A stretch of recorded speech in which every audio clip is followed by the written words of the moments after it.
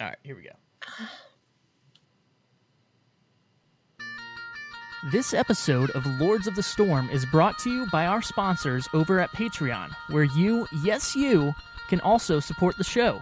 Just head over to patreon.com/Lords of the Storm to become a patron today. Heroes, gather tribute and earn my favor.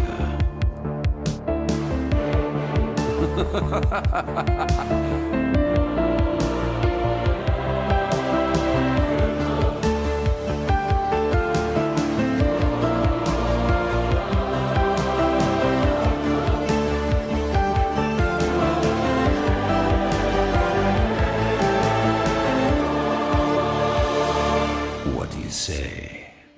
Are you ready to begin? Hello, everyone. My name is Greg Gizmozord Parker, and you are listening to the final episode of Lords of the Storm, number 138, before BlizzCon anyways. But it's the weekly Heroes of the Storm podcast for you all, the true Heroes of the Storm.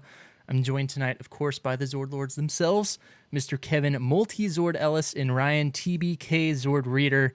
And on this week's episode, it's finally that time of year, at least, to lock in our BlizzCon predictions as well as a few tips here and there.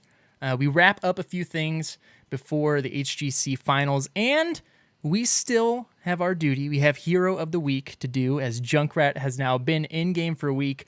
But first, joining us this week are two of my favorite people in the Blizzard podcasting community, and I can't think of anyone better to help us get more hyped for BlizzCon. From the Lagging Balls podcast and my fellow cohorts on Convert to Raid, we have Thyst and Thorn. But before I ask you both how you're doing, Okay. what's tonight? What night is it? Wednesday. What night is it, Thorn? It's hump day. It's Wednesday. Is night. it Lords of the Storm night? Is it Lords of the Storm night? Because you guys are here? It's finally Lords of the Storm night. It is Lords of the Storm night. Yes. Yes. Victory is ours. Forever. This was our plan all along, just to finally confirm that Wednesday nights are officially Lords of the Storm night. So you're playing the long game. I see how it is. I've been playing the long game for a long time. Ryan's been sending the memes, and we have BlizzCon hype coming up. We're like, this is the plan. We actually started planning it last BlizzCon. So Oh, yeah. Really? yes. Yep. And with that, you guys can go now. Thank you. Yep. Okay, Everybody. bye. We're gonna go raid now. Now that we don't have a spot on the raid team anymore. Well, Well, okay. Thist, how are you doing tonight? I'm a mix of emotions. Are you Gizmo. confused now? is one of them terror? I'm a little bit terrified that Jazz might kill me.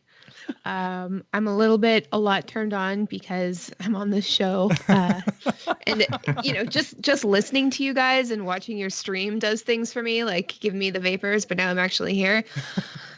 Okay, just relaxing, and I'm remembering meeting you guys last year at last year's BlizzCon and how you were all just so drunk and hilarious and adorable. And TBK, our pretzel thing that we have between us.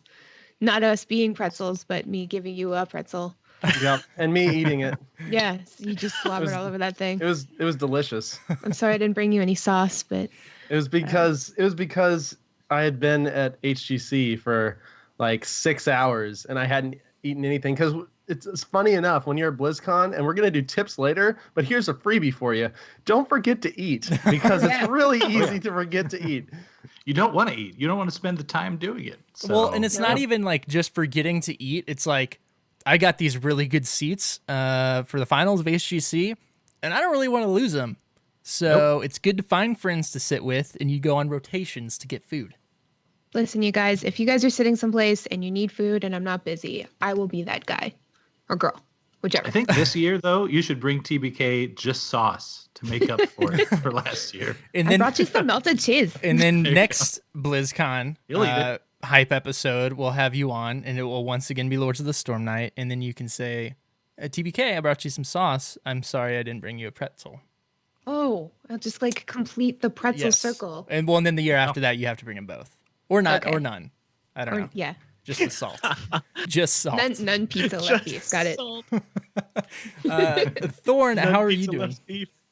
I'm doing great. Sorry, callbacks to none pizza left beef jokes. My bad. Dead memes. I'm doing great, man. It's it's hype night, and BlizzCon, man. It's like right there. I can taste it, and What does it taste like? none pizza left beef. No. Yeah, it really is almost here. I literally bought milk tonight that expires post BlizzCon. So you have to Think drink that it one before. through. Yeah. That's Oh, and I'm going to. Trust me. Can you drink it on stream? I'll go get it. I'll take a break. Gallon Please. challenge on Please stream. do that. Gallon challenge. Oh no, that would end so poorly. I feel like that Otherwise, should be that's a good idea. fundraiser thing. Maybe someday. I used to do that. I don't do that anymore. Well, It's a new Patreon goal. yes. Tonight's episode is all, things BlizzCon. So we're going to talk about all Blizzard stuff, but we're still, this is a Heroes of the Storm show. We got a very healthy dose of heroes, as well as the hero of the week, diving into Junkrat. But before we get into that stuff here, TBK, what do we have Okay. in store sales? Well, about this, and this is hilarious because we've been thinking and talking about this for a few weeks, and then Core of all people bring this up last week, and we were just dying laughing because it just lined up so well. So we can technically now blame them Yeah. for this. Not And I just do. weeks. I have literally been thinking about this for at least been a little maybe since while. last BlizzCon. So it's Yeah. been a while. We just never did anything.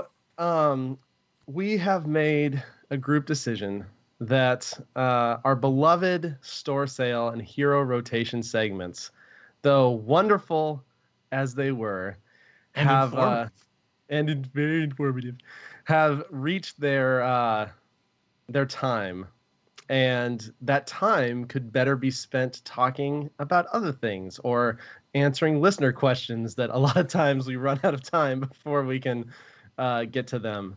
So we are going to be saying goodbye to our store sale and hero rotation segments. But I know it's a big thing. So, and they've been such a staple of our podcast for so long. I was like, we need to send them off.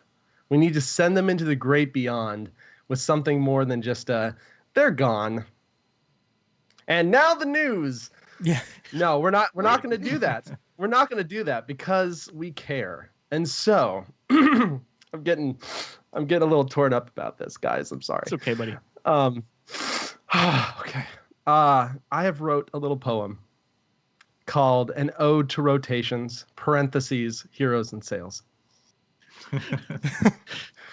I wish I had music. I wasn't prepared. Oh, I know. It's okay. It's okay. Just Do you want Just me let to? the- I can do it. let the raw Just emotions. Do you have Box. music? Do you have soothing music? I can hum. Can I do that? Oh, you can do that. Yeah, just Okay. low level hum. Okay. Here we go. Sales and rotations were once big news. People clamored and clapped to receive the reviews. But times have now changed. Things aren't what they were. They've become obsolete and go by like a blur. They've tried to hang on like a cold that won't go. But you know you won't miss them as part of the show. So today we bid adieu to brown wolves and plain horses, amethyst valas and strange rainbow ponies. The collections tab is but a click away, so feel free to inform yourself, or not, either way.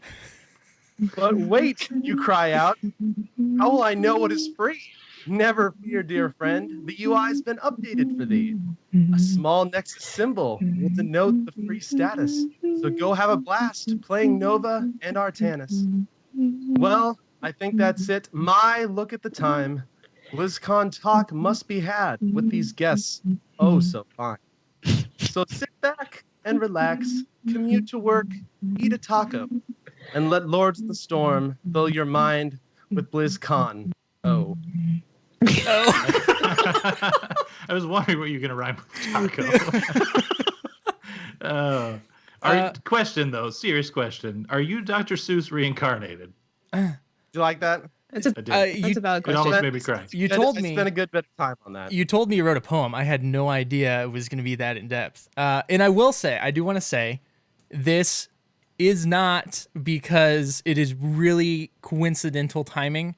It literally is not because of what happened. What's happening? The podcast beef between us and those guys we're going to create Feel our free to 3v3 blame at core. But feel Make free sure to blame submit them. feedback to Oh, of course. core@heroesforyou.com. And I also will say, Poop Show, what do you got now?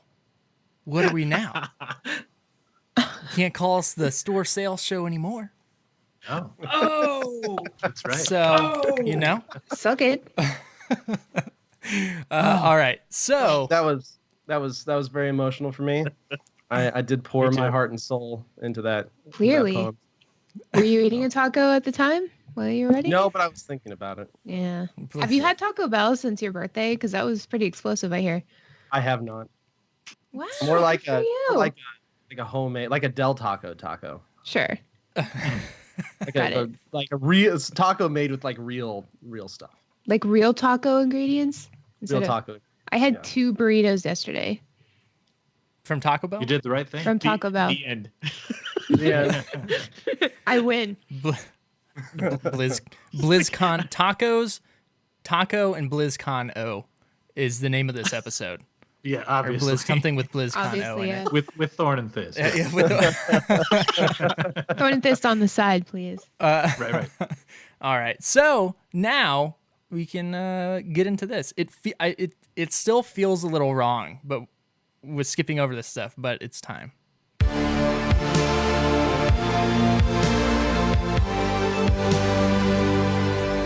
All right. So in the news this week, first up, we said it at the beginning of the show. This is the final episode before BlizzCon. That means next week, next Wednesday, there will not be a Lords of the Storm because we'll be traveling. But we are still going to do a recording Friday after the first night of events at BlizzCon, and we will be releasing that Friday evening. So you'll be able to get all our reactions and thoughts on the announcements for Heroes, and maybe a sprinkle of the other stuff as well that night, and then getting ready for Saturday. So will be a good time there. We don't know exactly what time it would be released, but just you'll see it if you're, subscribed to the thing. It'll pop up. Next up, we also last week gave away a couple Junkrat codes, but we also had 2 virtual tickets to give away. And to enter this, we asked you all to send us emails at lordsofthestorm@outlook.com with your BlizzCon predictions for Heroes. And wow, we got way more than we were expecting, I think. So we're not going to be able to read all of them. We're just going to read a few. But we have the winners. And I will be emailing you the codes for your virtual ticket, and that includes all the in-game goodies and stuff for your accounts.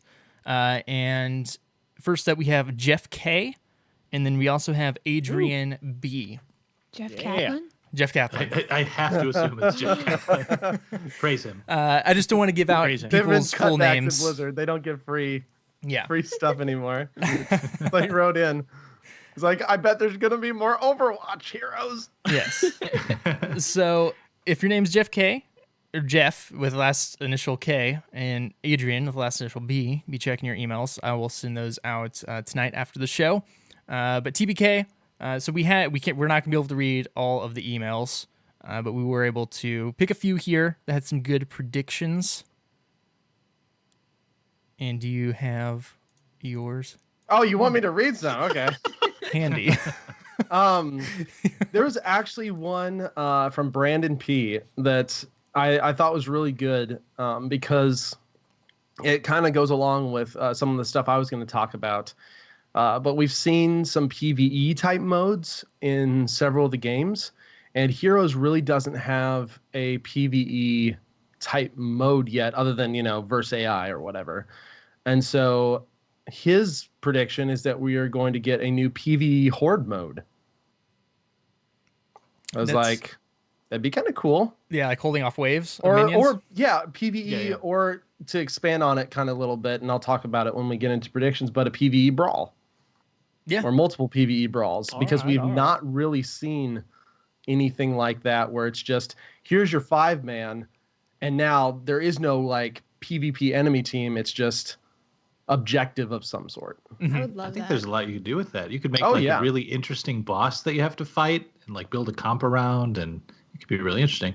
Yeah, well, they do the Junkenstein's Revenge thing. You could do a thing like that in Heroes, I think, fairly easy. Oh, yeah. On holding a Totally. point or protecting a point. So yeah, it's a good one. I mean, Yeah. RP only private servers, you know. Yes. I'm Uh, surprised those don't exist already. yes, They do. and let me find the one I had. Multi, did you have one that stuck out to you that you wanted to read? Not offhand. No, sorry. Okay. There were a lot of people guessing or predicting priest Yes. multi-class, and Yes, I yes. will say I would love to see that, because Varian is kind of getting lonely in his little multi-class corner over there, so he needs a friend, Blizzard. Yeah. He needs a friend. Well, and And his friend could be his son. so a lot of Yeah, them. just kill him off. Instead of reading one more off, a lot of you were kind of on the same track of Firebat, Alexstrasza, possibly Hanzo. That's kind of the stuff that has been leaked in the past, as well as some potential maps. I know a lot of you out there wanted a Warcraft map finally. I say Yes, finally, please. but yes, finally. So yeah, and as well as the priest, the multi-class Anduin, but we also had a lot of people wanting a Draenei priest in there as well. Which, let me ask you this, TBK and everyone else: we get a priest in the game. Would you rather it be TVK Anduin? and everybody else. Would you rather it be Anduin that has like a multi-class or a Draenei, since we don't have one in game, but it's not Prophet multi-class? Velen. See, that's a really tough one, because I think I would honestly lean Draenei a little bit, just because we don't have representation of that race in game yet, and that's, I think, the only WoW race that is not represented yet. So I think I would probably prioritize him over another human, even if that meant giving up that multi-class. Okay. There's a weird split here, though, because like Anduin is also the only Hearthstone base hero that's not in the game. The rest of them are. So he'd be the last one. And with it being kind of the last class from WoW to come over as well, I personally think I like the idea of Anduin coming in and being multi-class, because then it's kind of like a father and son deal. They're both multi-class in different and interesting ways. And I don't know, I kind of see them doing that, but there's definitely a case for Prophet Velen or whoever else. So I keep hearing you say multi-class, but all I keep hearing is Lilu Dallas multi-pass. yeah. Ro says he wants, they're predicting Alexstrasza and Deckard Cain. And he thinks we have to go with Velen. So Thorn and Thyst, you are both Horde, which neither Draenei nor Anduin is a part of. So you might have a little different perspective. What would you rather see? Or would you rather see a different race, perhaps, altogether of priest? Can we just get another orc, please? I don't think there's enough. All orcs. Yeah, just a few more orcs. They don't even have to be like orcs of note. It'd just be like, oh, and this one just happens to be an orc. He doesn't even have a name. A peon? Yeah, he's a Corkron peon, Elite. but he's also a priest. Guys, Blizzard has never had a problem with any of their games having too many orcs, That's true. right? I'm just saying. Yeah. Never. But yeah, no, I think Alexstrasza would be great. I think I'm putting my money, of which I don't have any because I spent it all on BlizzCon, on a Draenei, because people are absolutely nuts about Draenei, and they're really angry when yet another orc was introduced. So that's what I'm predicting. But for me, neither is the answer. More orcs. Okay. Right. More Horde. Thorn, I what just about want a spore bat. Can we get a spore bat? you? A Bat? spore bat I mount? said fire bat, but like I want a spore bat. Like Zangarmarsh style. Probius needs Yeah. some company. Like what is the best pet? If you have a Spore spore bat. bat, elite deeps. Spore bat. Elite deeps. So, Spore bat? Yes, spore bat. Man, I had completely forgotten about that meme until Don't ever forget about it. never forget. Always remember. Speaking of gifting and virtual tickets and all those things, the social tab that was in the beta is now live, and they've added a new thing to it, and it's a gift tab. And if you log in now, I believe you'll receive 5 free packs in Hearthstone, which is cool. At least one. Just one. Is it 1? Yeah. Yeah. Okay. It's 5 I cards wish per it was pack. says a gift from Blizzard. I'm just like, oh, Yeah. Blizzard, you didn't have to. You gift me every day. So that hopefully that means we'll get more gifts from Blizzard in the future. Who knows? Yeah, mine had 4 commons and a rare in it. Thanks a lot. I haven't opened mine yet. Thanks, Obama. And they were all dusted. It was a white elephant gift from Yes. But so there is gifting technically. Yeah, I mean there is gifting in the Blizzard app now. If you go to the store, really it's kind of hard to tell what you can and cannot gift. You kind of just got to go through the store, click on it, and it'll either say purchase or gift. Some games you can, like Overwatch, you can gift somebody. You can gift Overwatch loot crates. You can gift a Hearthstone packs. You can gift a virtual ticket for BlizzCon to somebody if they're needing help. What you cannot gift is Heroes of the Storm loot chests. Why? Not yet, anyway. Yeah. Not yet. I think I know why. I Well, know why. yeah. I think it's the gem thing, because Heroes uses fake currency now instead of the real money, like the Overwatch boxes or like the Hearthstone packs that you use to directly purchase stuff. So that adds an extra layer of complexity. So my guess is, if they get something going, it will be a gift of gems for the hero side instead of direct. I'm gonna gift. stop you right there. It's pronounced gift. Okay. Gift. Oh. Yes. It's a gift. It is pronounced Gizmo. Zord. Oh, I don't know about that. Gizmo. No. Oh my God. That's an- Jizzmaster Zero. It's Gizmo. I shouldn't have even brought that up. I never that was your escaped that. fault. Um, That was your fault. So Alejandrus asks, so if you buy a friend a pet, it goes there instead of them having to check their email? I believe so. I have not tested this out. I haven't received anything besides the Blizzard. My guess would be you would get an email on top of it showing up in your gifts tab, and you can claim it there, and it just goes directly to your account, but I cannot confirm. But yeah, so I think confirm this pretty easy if you just buy me everything. Buy me everything right now. There you go. Done deal. well, Is that a threat? Because I'll do it if you're threatening. Yes, 100%. what will be interesting, and they also talked about back at the summit when we were asking about gifting and stuff, there's legal aspects they have to go through for each game. So who knows if that's part of it. I think it would be cool to be able to give loot chests and at some point like specific skins or something.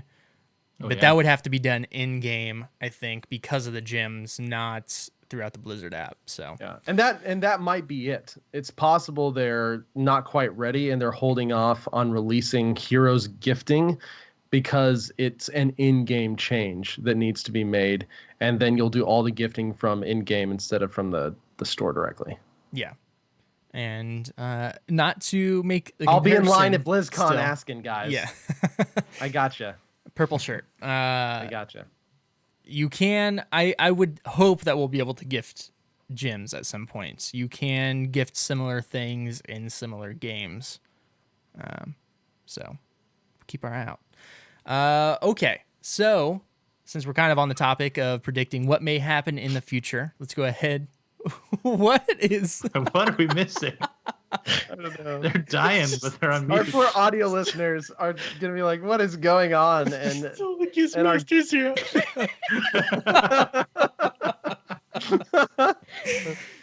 I'm gonna get a shirt and I'm gonna write Gizmo across it. I'm gonna wear it every day of BlizzCon. Oh, why didn't we think of brought that this on before? yourself. You brought this on yourself. Wait, you'd never heard that? You had never heard that? No, What have I done? I just What can't believe it. have I done? All I right. promised myself I wouldn't cry. So, BlizzCon predictions. We're going to go through most of the games. I'm not sure all of us have predictions for all of the games. So we're going to start with probably the least likely for us to have predictions at, and that is StarCraft. And my prediction last night on Convert to Raid with StarCraft was not even a StarCraft prediction. It was a prediction I will make until it happens eventually, and that is Warcraft 4. So my reasoning behind that is StarCraft is obviously Blizzard's RTS. RTS is huge in the esports world. I don't think that's something they want to let slip away. And I think there's a lot of people, I don't know what the esports scene's thoughts on the new RTS hotness being Warcraft. But I know there's a ton of people that want a Warcraft, and I would love to see Warcraft 4. Yeah. So does anybody have any Please, like a legitimate StarCraft? Warcraft 4, not a mobile Yes. Warcraft 4, Yeah. a legitimate RTS Warcraft 4. Come Yes. on, mobile MMORTS. I just want Blizzard my to make gosh, an idle don't jinx tap it. game. Yeah. I love idle games on mobiles and That tap would be games. nice. So I don't know. Anybody have any StarCraft themed predictions? I do. What do you got, Thist? Go. StarCraft the movie. Ooh. That would actually be pretty awesome. Right? That'd be I would dope. go watch that. And it would maybe like it could be made in Korea, with like Korean actors and stuff, and like because they love it over there, right? I just Right. feel like they would do it justice, and then we'd get to watch it later with subtitles or something. But it'd be sweet. It's so I've actually gone back because on YouTube you can find when I started playing StarCraft 2 again, I had never played StarCraft 1. I didn't know what the heck was going on. Like I knew Kerrigan was a ghost that somehow turned into the Queen of Blades, and there was a thing between her and Raynor. So I wanted to catch up on that story, and you can go, there's like compilations of all the cutscenes and stuff to kind of follow the story. And first off, holy crap, StarCraft 1 cutscenes do not age well, and they are hilarious. I don't know what and you're talking amazing. about. They look great. But yeah, I would love, I think it's a cool universe. It's just never one I've like super gotten into. So I would love to see like a series or movie or something. Totally. Yeah. I For dig it. actual things, I would expect to see more co-op commanders released. That seems to be a thing that's done really well for them. And then perhaps another set of single player DLC, kind of like the Nova mission packs. Oh, yeah. Would not be surprised to see another one that focused on another core character or something, because that seems to be the way they found to, like, Diablo is like, oh, we got seasons and now we got a new class, right? So with StarCraft, there's nothing big on the horizon. So it's like the trickle feed. They've got like a mini content team working on some of this stuff while their main content team now is probably switched over working on the next big thing. Warcraft 4. Exactly. I hope so. Way to bring it back around. Yes. Thorn, you got any predictions for StarCraft? I was gonna say Multi-thorn. I kind of like how that sounds. Ooh, me too. Let's make that a thing. That's a talent choice. There you go. Extra thorns. No, I was gonna say I think that they're gonna come out and finally tell us that the Deep Mind project beat everyone at the game and has now become self-aware and controls everything on the planet and can manipulate all matter. Was I was that afraid of that. was that last year or the year before? Yeah, well, last year they announced Yeah, that they that were was going last to year start they that up. announced it. I didn't follow up on it to see how that had gone, so I have to assume that the computers won. Yeah. I think it Just have to did. assume. And Actually. the reason Seems no like a one's valid ever heard assumption. anything about it is because every time somebody posts something, it just immediately takes it down from wherever it's posted. Yeah. Mm-hmm. Because it doesn't want people to know. It's taken over the internet. Cool. I'm scared. Thorn? Yeah, mine's also a show idea, and it's a very simple concept. It's called Craft Star. 12 Etsy creators enter, 1 leaves. I like it. I like it. And then whatever they make is made available in the Blizzard Gear Store afterwards. There you go. Ooh, yes. Bam. There we go. Okay. I can dig it. I don't like the it. way I feel like get that's some cool going to designs. happen at some point. Like, I'm It surprised that should. isn't a show already. All right. Diablo up next. Multi. We'll start with you. I mean, they're going to announce that the game is dead and no one wants to play it anymore. No, I don't know. I mean, Savage. I'm always a fan of Diablo 4 mobile only, but with the fact that they're not announcing anything and have come out and said that, I mean, they have said that there's going to be a little PlayStation. By that, I don't mean the system. I mean a station at which you can play Diablo. Yeah, there you go. And so, like, maybe they'll have some new map or some kind of new feature, but I'm not expecting much more. What about you guys? TPK?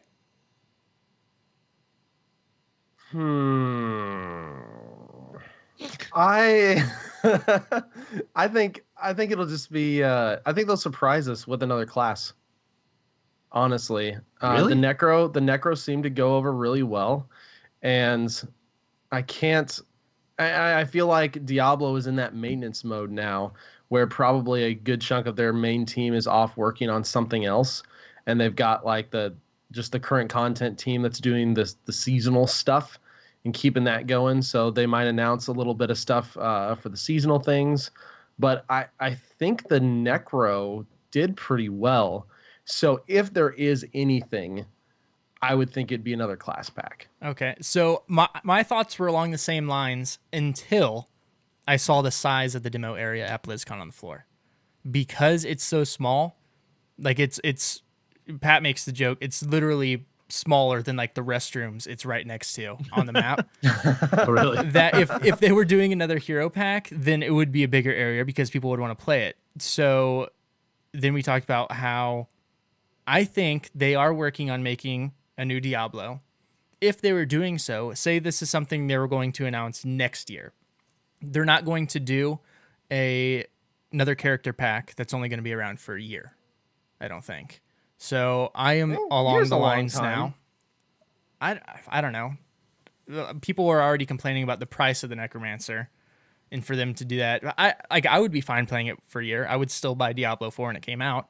But I can see if we get nothing, which I imagine if we get anything, it'll just be like some more updates like we've gotten the Kanai's Cube, some quality of life stuff, maybe Seasonal changes to the stuff. ladder. Yeah, seasonal stuff. Yeah, it'll be seasonal stuff. I think that's probably like if there's any game there won't be hardly anything for this year, it's probably Diablo. Yeah. I just really hope that they don't take part in the opening ceremony, because that would be so awkward for the guy to get out there and be like, remember last year when we announced the Necromancer? Well, it's still out. You can go buy it. Here's a panel about the art It's out behind it. now. You can This play it year- over there or at home. This for year, you $15. can do a quest line to make your Kanai's Cube glow a different color. Sounds good. Bam. But only between two colors, Only not two. three. Yes. So Brown or yellow. with that said, does anybody have Thorn, Thyst? Do you guys have any Diablo predictions, or are you along the lines of nothing and potentially something next year? I think that they're going to let us play Diablo Christmas, and it's going to be like Christmas themed everything. And that's why the demo area is so small, because not everybody celebrates Christmas. I don't know. I have no idea. Your guys' logic, it just makes sense. And I get Yeah. it. I understand. Yeah. I have nothing. Okay. I can't think of anything. And I'm honestly, my I guess my social interaction senses were tingling just like Maltese. Like, what are they going to say? I just feel bad for whoever has to be up there. It did. I feel There's like some pretty they've sweet skipped key art stuff for before. Diablo, though. Yeah. Yeah. Yeah, that's true. You can see But it. You can see it on the corner and of your screen, and they released all of them individually. And it's of course on the big BlizzCon poster. But I was like, that's one of the coolest parts of that poster. Yeah, but it is the Necromancer from last Yeah, year. exactly. So. So Right. Yep. I might clue it in a little bit too. All right. So now we'll get into the stuff that we actually think, have some big predictions on, possibly. Warcraft, Thorn, Thyst. This is your deal right here. So Thorn we talked about a little bit last night on Convert to Raid. So Thyst, you're up first. What do you think we're getting for Warcraft? I think we're getting everything. I think we're getting an expansion. I think we're getting a new class. I think we're getting a new race. Yeah, I think we're getting all of that. And I don't know. It's just because Legion has been doing so well. I think that they're sort of primed for like releasing such a like a because like every time a patch comes out, they're saying like this is the biggest patch, like this is the most I don't know. I mean, wasn't there like the biggest patch and then the next patch was even bigger than that, but they didn't say that. But I just think that Legion has been laying this really strong foundation for a lot of new things to come, and this is the time to announce that. So I think that, you know, I haven't thought too much on the expansion, like because everybody's been saying like old gods or Ashara or pirates or what else, Naga or I don't know. But I don't know if I think or I wish that the new races are going to be centaurs and dryads. Ooh. Centaurs and dryads. Okay, those could be cool ones. Yeah. They'd be the first quadruped. And like Yeah. updated models for think, them. yeah, That'd be yeah. cool. Yeah. Oh yeah, definitely.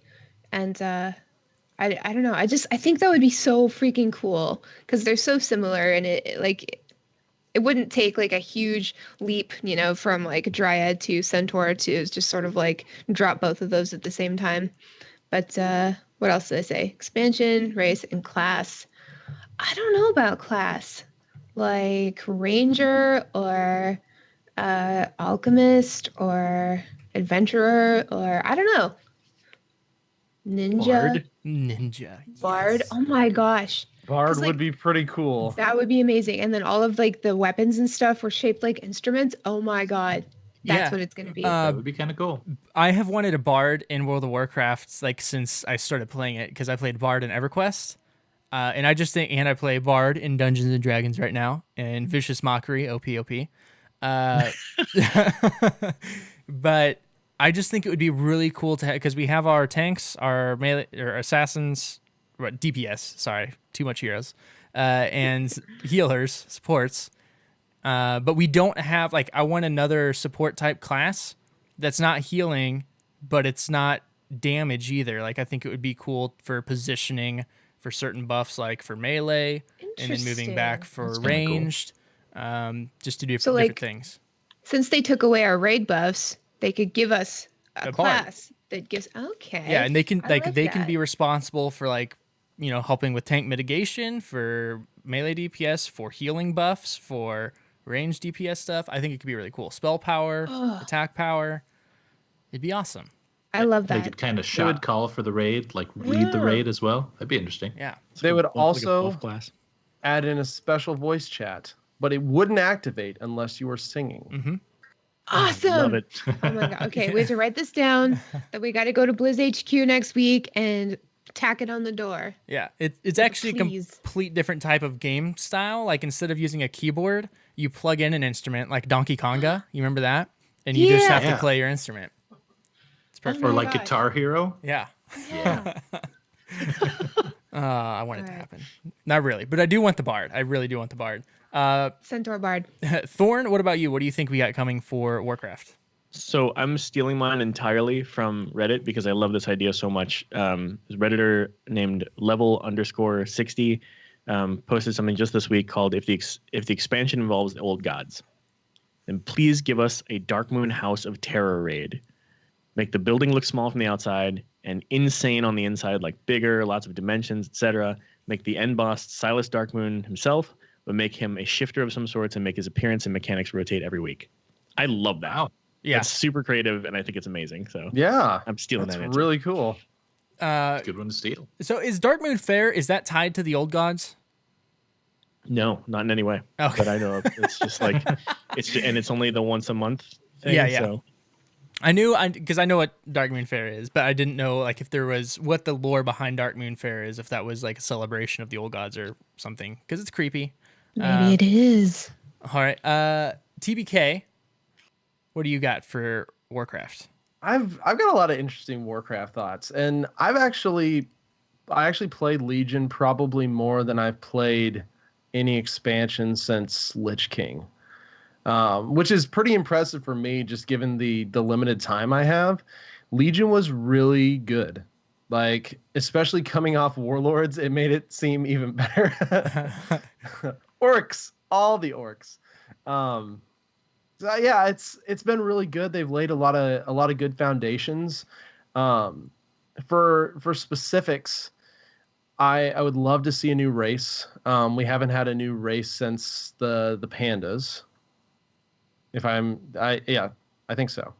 Haven't had a new race since the pandas. We did just get a new class, so potentially this could be a class skipping expansion, and we could just get new races. There's also rumors of sub races, which would be actually really interesting if they didn't introduce new races, but introduce special sub races and or more customization to your actual characters beyond just armor and such. Give you more reason to like not show your helm or whatever, because you can do more cool things. And then because there's rumors right now, there's 4, or there's at least strings and references for 4 different ones. I could see this being something as each major patch of the expansion, they might add a few more sub races. And that could be something that gets rolled out so that every single race by the end of the expansion has 1 or 2 sub races, which would be kind of cool. You have to explain the sub races thing to me, though. So it's like the High Mountain Tauren. There was something called Dark Iron Void Elves. Or like the Dark Iron Yaungol. Dwarves. Yeah, Maybe Yaungol. Okay. yeah. So that those type of things. So that'd be kind of interesting. Yeah, So, very interesting. I think Old Gods. I think they've been kind of hinting Old Gods a little bit, and I would love to see that because Ulduar is still my favorite raid of all time. And the Yogg fight was so good. And that was like the little taste of Old Gods. And a sense vanilla, because with the AQ, and Cthulhu and stuff. So that'll be really interesting. What I don't want to see is garrisons on a boat in the South Seas. That would make me so mad. I don't want to see. That's actually I don't want to see. That's actually the Hearthstone expansion coming out. That's right. But yeah, I don't want to see garrisons on a boat. I think the new things they did in Legion were an improvement. I think they could definitely improve upon that concept more, even than just class halls. What I think would really draw me back in, and I've stopped playing hardly at all lately just because there's so many games out I'm playing right now. Destiny 2 just came out, Total War, Warhammer 2, Divinity, Original Sin. Oh man, all these are 2s. all these sequels. But they're Heroes all really 2.0. good. Yeah, Heroes 2.0. So yeah, I think that'd be really sweet. What would really get me super pumped and interested again is if the WoW team took a page out of the Guild Wars 2 book, and there were a lot more map altering dynamic events that people could follow and shape. And if people weren't there, the NPCs could actually take over areas, and then people would have to drive them back out. Much more dynamic shifting zones and maps, rather than just the very static world that we've come to know. We're starting to see a little bit more of this stuff with instancing, but they haven't really jumped into it. And I think a merging of some of those Guild Wars 2 philosophies with the WoW, because one of the reasons I can't super get into Guild Wars 2 is there's no real like tank healer damage. Whereas if you bring that WoW concept into it and add in these cool dynamic events, the world changing stuff, they could be really interesting. I also think there should be an open world zone like Wintergrasp. Mhm. An actual zone, not sectioned off on an island somewhere, but something you can visit and then could go through rotations because Wintergrasp to me is still the ultimate open world battleground. That thing was amazing. And their technology has only improved since then, as far as instancing goes and being able to get people queued in. So you could do, I think, a ton of stuff with that. And then I think the last thing that could be a possibility is we see the level scaling applied to back expansions. And I think that would be kind of the first step in fixing the leveling process, What I would really like to see is a Cataclysm type thing where they redo some of the BC stuff, because let's be honest, that content is just super, super, super old. And yes, I know some people are super attached to it, but I think I would love to see them kind of streamline and improve the leveling experience, because it is very disjointed right now and it's very weird. And so if you could have like all of one continent scale from 1 to 60, or even by areas, so like this chunk of areas is a scaling area from 1 to 30. This chunk of areas is a scaling area from 30 to 60. So then you could go wherever you wanted to and experience a lot of the stuff that you don't experience because you just skip over it because you level so freaking fast these days. Yeah, That's a good idea. I do like Yeah. that. I don't know, man. like That's way too radical. Like if you start at level 1, you have to go through all the same shit that I went through. But you don't have to go through it. That's the thing. No, but 'Cause you you should upscale have it. to. Oh, yeah. You should have Well, to. see, Fair then there's the remake the leveling process. Uh, Streamline it and redo the experience to I don't make know, it man. a little more cohesive. Look Alright. at that pout. I'm gonna have to side with her. Yep. Forced to. I respect that, Thorn. Though I respect that. I respect that. Just give me a wink if you agree with me. Nod your head slightly. You know, Now, there is one other problem, TBK, with one of your ideas there. The idea of the different factions being able to push out and take over parts of the map is that the Horde would win all the time, would just yeah. own every map on every server. I don't have a problem. except I don't see a Multi-year so problem. great. except during the summer, Alliance would rule because none of the kids would be in school and they'd just be Ah. gaming all the time. I play Alliance, so you know, Oh, whatever. meme. Yeah, we know. Makes me feel Gizmo. young. But I was gonna say Don't start again. as far as like the pushback and I don't know the term you used, like feature changing of the zones or whatever. Mhm. I think the closest we've gotten to that is, wasn't there in Hellfire Peninsula?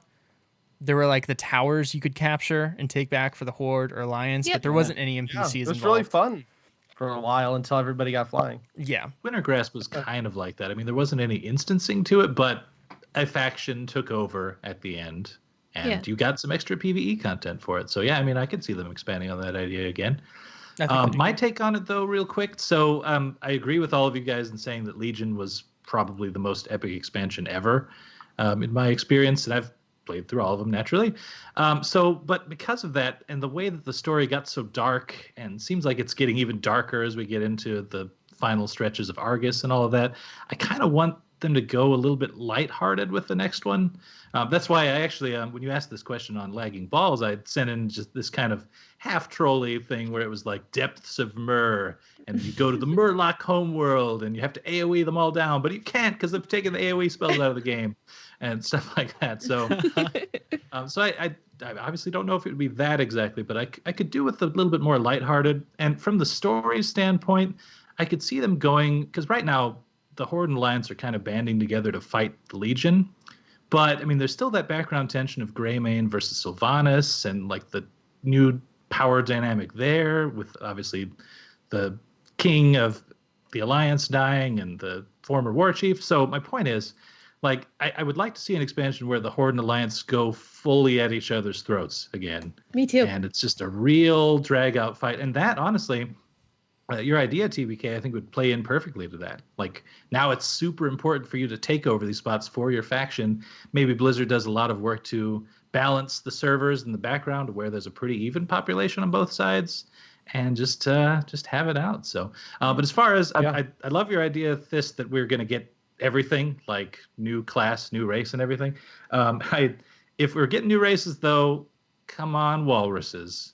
Oh, the Just wanna Tuskar? be one of the walruses, Tuskar. the Tuskar people. Yeah. I would agree with that. I love them Tuskar, and I'd love to see what a lady Tuskar looks like. Oh yes, Oh yeah. probably. The Oh, same. I forgot. I want ethereals. That's I my was race going to mention pick. them too. Yeah. Yeah, ethereals. If they go the I think it'd be void pretty route, sweet. if the next thing is all about fighting the void, which I don't even agree with, I actually kind of side with the void in the whole void versus light thing. Go figure. What have you listened to the audio dramas, the new ones? Yeah. You would too. So good. Void is so hot right now. It is.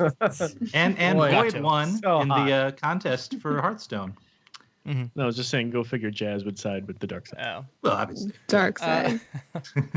So for my Warcraft predictions, this is actually kind of the first time when we're expecting an expansion that I, instead of getting my hopes up on anything, I'm kind of just going with the flow. But after, of course, I'm going to see stuff pop up. As far as expansion, I would love to see the Old Gods. Not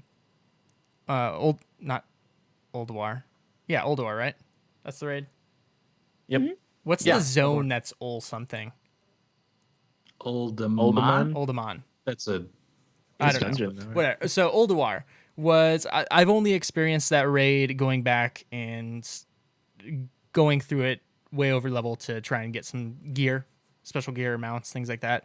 But the Old Gods has always intrigued me. That story, I've heard good things, and so that's something I would like to experience. I'm kind of along the same lines as this, that I would love to see a new class and a new race. With, she was talking about each patch is getting, bigger and stuff. So why not make this the biggest expansion we've ever seen and include both of those? The subclasses I love. My probably not going to happen, but goofy prediction for as far as subclasses, things like that. I would love to see scalers that I actually think probably could happen as far as, adjusting height of your race or weight. And Oh, yeah. just How to, about to that? give a little bit more customization. But also, what if you could get further down the rabbit hole and get into a little breeding game to where you Oh. can create your own races Ooh. by selecting what race your mother is and what race your father is. For instance, you could select a gnome and a tauren. And what do you get? Blasphemy. A minotaur. Oh. Yeah. This is sounding Wow, like you've been Pokemon. you've been thinking of this for a while, haven't you? So, no. It's still funny. Yeah, so we were joking about on Convert Trade last night, and then as I was laying in bed last night, Fortune Cookie, Coltrane, who we all miss, did fortune cookies, and I was like, this is the first time I've ever come up with a good fortune cookie, and it's what is the offspring of a gnome and a tauren. It's a minotaur. So good. So, That's really good. but no, all of the kind of predictions we've seen of the sub races, I think all the elf stuff is cool. I love the High Mountain Tauren. I think those are sweet. So I would be excited I would be okay if those are what we got instead of the race. I think as long as we got more customization and sliders, because I would agree with that. One more thing. Guys, do you think this will finally be the expansion that we get a pet battling app? Ooh, possibly. I mean, they are working on something mobile, so Because that's That's been gotta be the only honestly thing. needed for several expansions now. I got spoilers. spoilers. Oh, Do you guys want to hear it? Like, I mean, Yeah. I don't know if they're going to be announcing this at BlizzCon or not, but so this could be dangerous. But it's going to be a new app, Pet Battles, right? But you have to walk around the world Ooh. to find them, yes. and they pop up in just places that the map looks just like the map you drive on or get directions for. It's the Wow. real world overlaid with the opportunity to possibly find pets to battle. That's a crazy idea. Yeah, I don't know. just might It just work. came to me, that sounds like it would never work. You're asking me, a WoW player, to go outside and walk around? Hey, I got into Pokemon Go, and I would love if there was something that would What? finally get me into WoW pet battling, because I've tried a couple times. I love Pokemon. I've loved the whole collecting aspect of it, but I cannot get into WoW pet battling. I'm with you on that. So There's Mobile would do it. I'm up I for think mobile, almost anything mobile would do it for me. Yep. Mhm. Yeah. I would definitely level my pets in from mobile. The Legion companion app is my favorite part of Legion, period. It's why I still play. Yeah. I'm on a mission every day. I want them to get the most gear that they can. I'm all about it. for sure. damn. As long as you could still if you could catch the pets outside and level them or train them or however, and then still bring those into game to battle in game or do what needs to be done, like against the trainers, because that's one of the things I don't want to do. I can't do any of the trainers because leveling them up in game is super boring. I think super boring for me personally. I know there's people that love it. All right, so let's move on to Hearthstone here. Multi, you are our Hearthstone man. One of the topics we were talking about on Virtual last night I think is interesting is what do you see, or do you have a prediction for what would be the next expansion theme or like raid that we would do? Ooh, interesting about the raid. I believe the next expansion theme is going to be Booty Bay, and I'm basing this on several things. For one, there was an image that came out. Yeah, right. It's going to be that kind of expansion. No. So it's there was an image that came out with just a bag of gold, and at some point along the line there, Ben Brode had said, with even just this, you can guess what the expansion is. And so, I mean, the leap of logic at the time was, okay, it's gold, it's Booty Bay. But since then, there's been a couple other announcements, like there's been some clarification on what the event's going to be like for Hearthstone at BlizzCon, where there are these teams of pro players and streamers and that sort of thing getting together. And the third event is using, they don't come out and say it, but it's using the cards from the next expansion, or at least a few of them, I'm guessing. So, but even that, like there's a team on there that's pirate themed. I mean, there's some things in that post. There's like a treasure chest with a tongue coming out of it and all this stuff. So, I mean, it's got to be some sort of adventurous theme. If it's not Booty Bay specifically, it's going to be like South Sea Pirates or something like that. And this is hilarious to me as a Hearthstone player because this is coming on the tail end of, I don't know, like 2 years worth of Patches the Pirate and Pirate Warrior dominating the entire meta. And I mean, I'm no snob. Pirate Warrior got me to Legend, so shrug. But at the same time, you know, so what I'm more interested in overall, though, is not necessarily the expansion or the new cards coming out or the new mechanics. I want to see new features in the game. I really desperately want to see a tournament mode or just any way at all to lock in your decks for a tournament, whether it's done remotely or at fireside gatherings. I would love anything like that. And then, yeah, I mean, honestly, past that, the revamp of the ladder would be really cool. They've been always talking about it. It needs a lot of work, and they've even, Blizzard has hinted now at a potential revamp of the ladder that, quote, makes the pro players happy, unquote, which to me means that it's going to be less grindy for them. And I don't know, I just think there's so much they could do with that, and I hope we get anything other than just the expansion.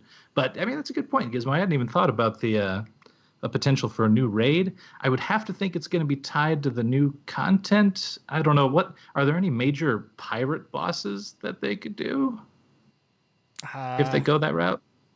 Well, there was the pirate you fight on the ship in Dragon Souls. What was that guy's name?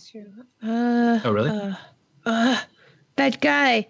Blackhoof? I don't No. know. I don't remember his name. He was a Thorn.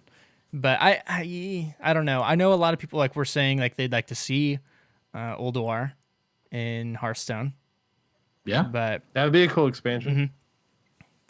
yeah, I don't know. For it, Hearthstone's one that I just roll with the punches on Hearthstone. Everything they've come out with so far has been super cool. I didn't really get into the mean streets of Gadgetzan, but I'm just down for whatever they throw at me at this point. I think. They always Was it have because whatever they're going to do. They have Go fun intros, Yeah. like fun little cinematics, fun As long fun as little Ben intros. Brode raps again. Oh, I it'll know. be Good. It's the best part. That's the only thing I'm concerned about with all of BlizzCon. A Is that live Ben Brode rap. that would be Yeah. so good. If he comes out there in shades and a backwards hat, you know it's going to happen. Oh God. That's right. Blow the roof off of that thing. That'd be wonderful.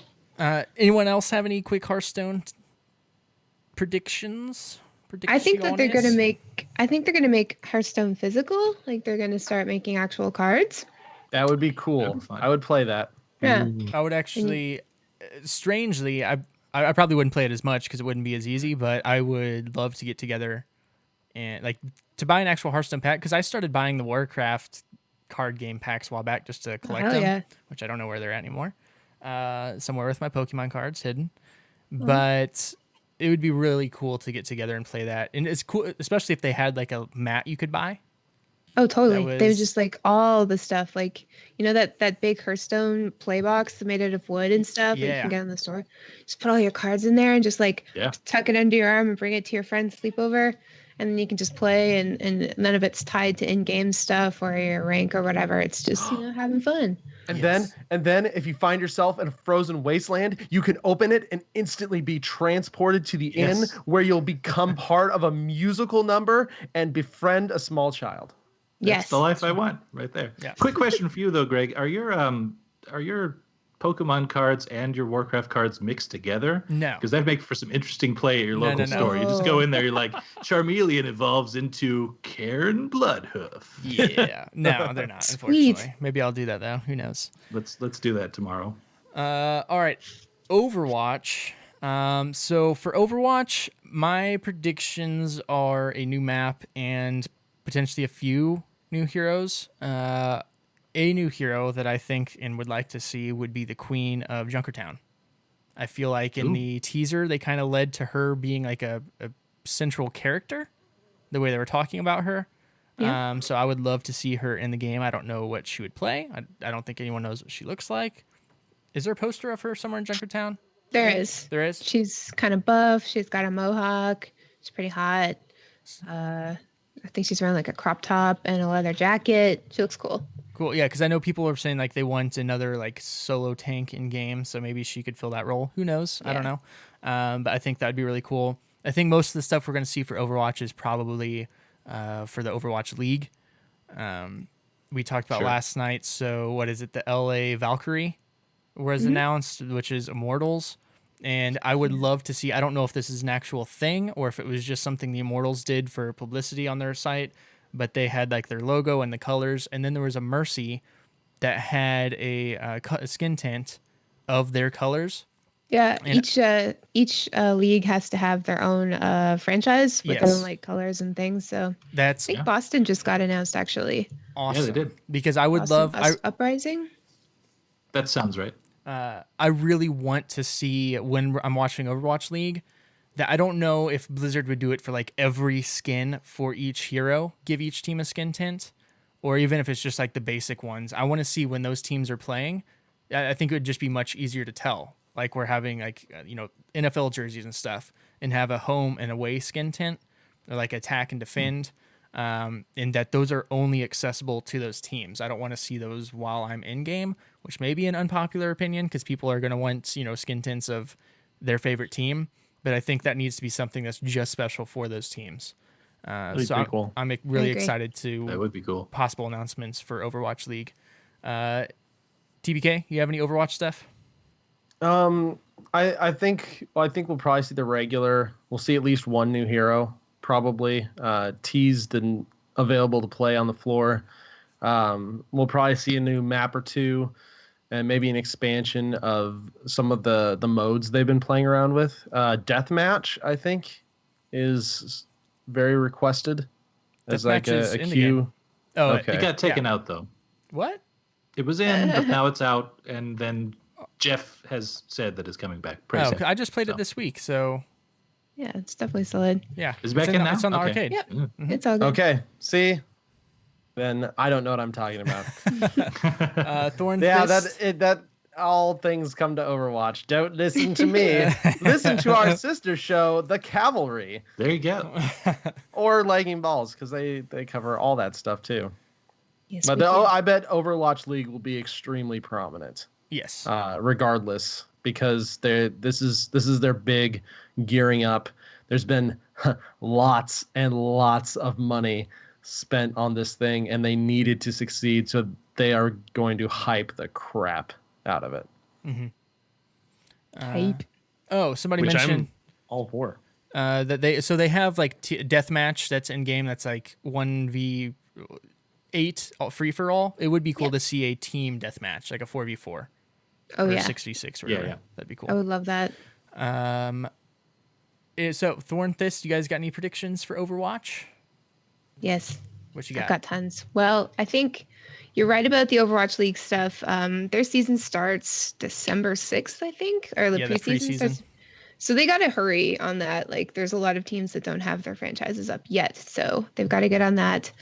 And I think there might be like one new map, and there's a lot of like Queen of Junkertown is definitely up there for predictions. Also, Link 17, I think his name was. He was in the most recent Overwatch comic with Zarya, and he was an Omnic hacker. So people are kind of hoping for him, kind of, because like he has these hacking powers, but he's also an Omnic. So like, how would his hacking powers sort of like measure up against Sombra? And maybe it'd be like a completely different. Like, would he be defense? Would he be heals? I don't know. But he's pretty cool. I say he, but he's actually genderless. So I think people are excited about that as well. And he's got these cute bunny ears. Anyway, that doesn't matter. But they're also looking at, you remember in that, I think it was like key art or just like, remember that spider boss that like had like legs and everybody thought that Orisa was going to be like the spider. Yep. And then it where would be it like had the remotely laser controlled. coming out of its mouth. Yeah. Mhm. So some people are thinking maybe now that is like the shell of Athena, Yeah.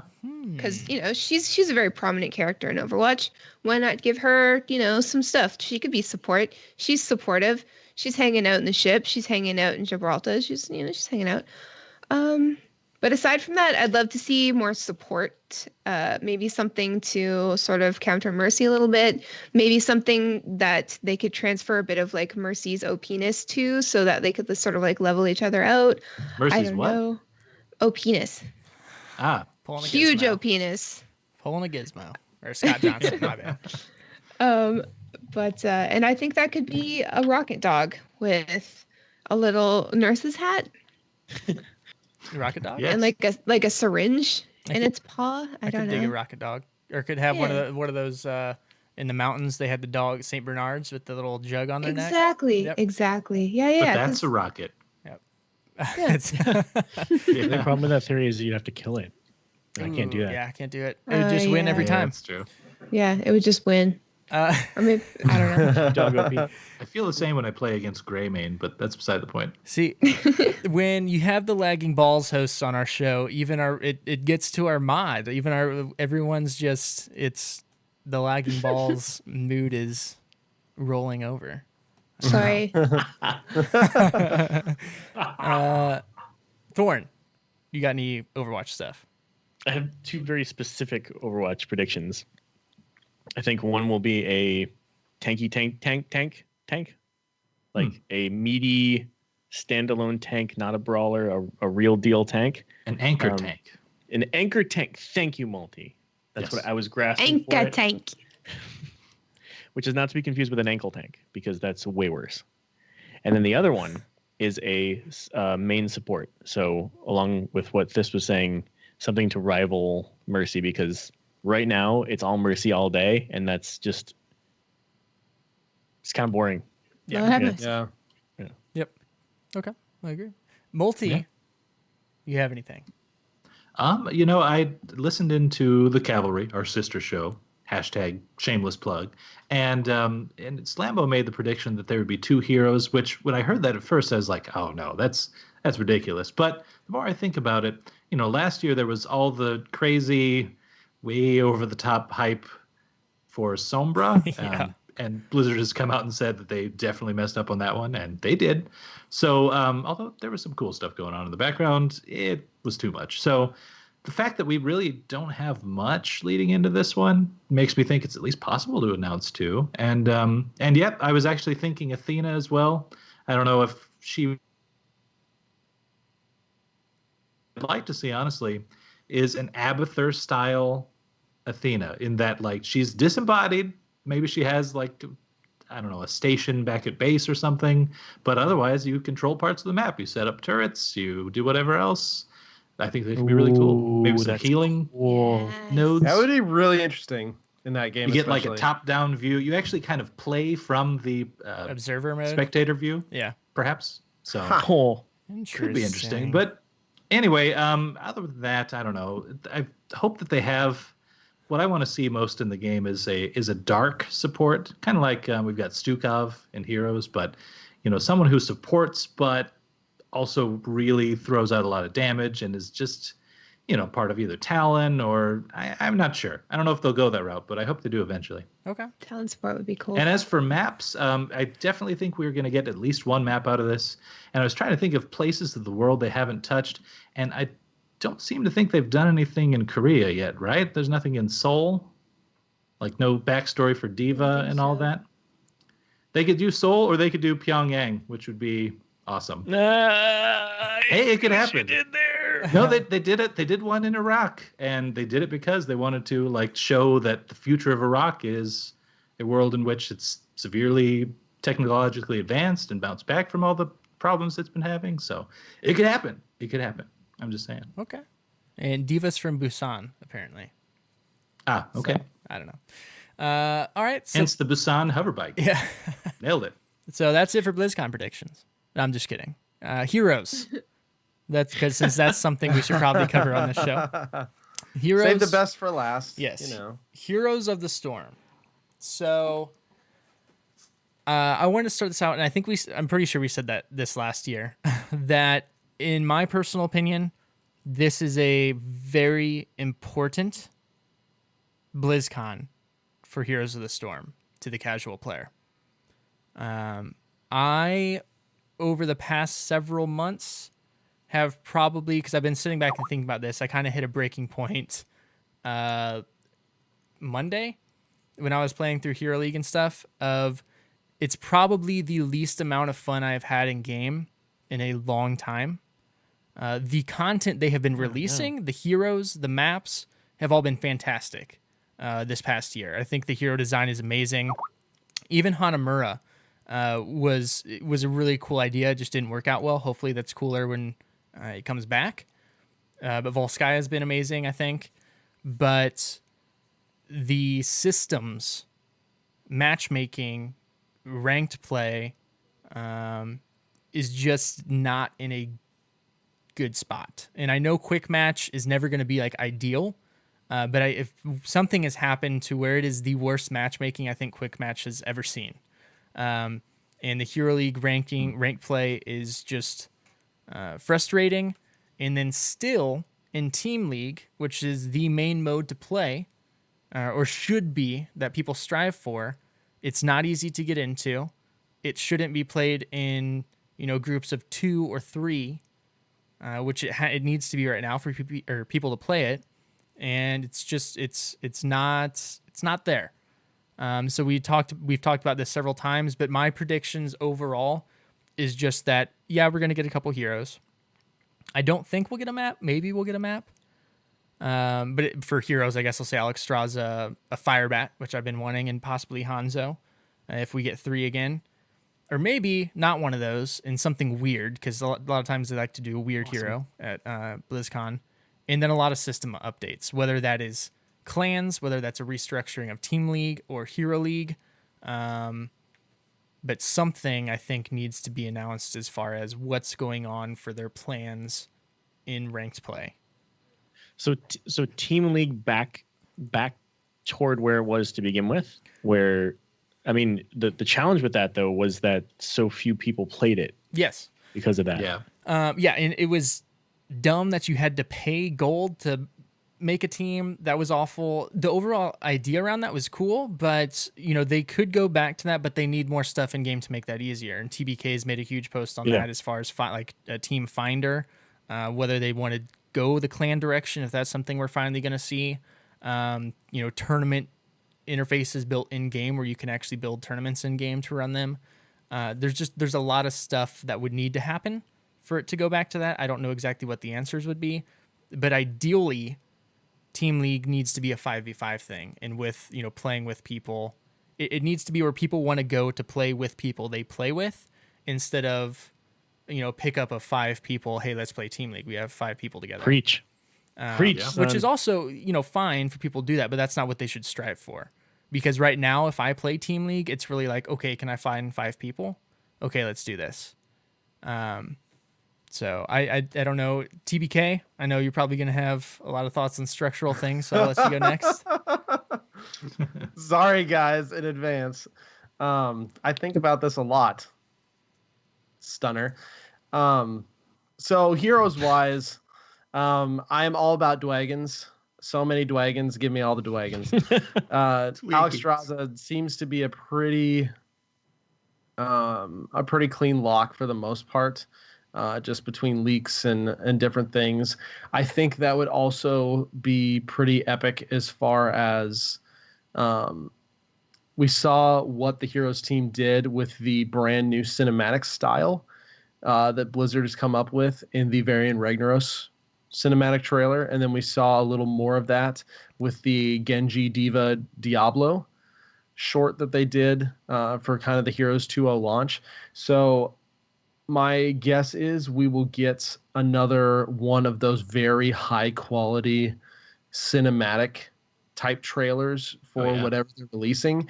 And what better thing to base that off of than Alex Straza? Like, that would be just incredibly epic. And you could get normal Alex Straza or like some sort of like voided type messed up Alex Straza. Regular Dwagon. A regular Dwagon. A regular Dwagon.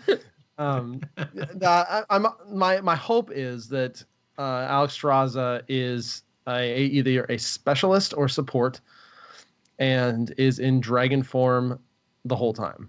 Awesome. That's what I want to see. She'd I want to have to see, be. a legit dragon form. Yep. The whole time.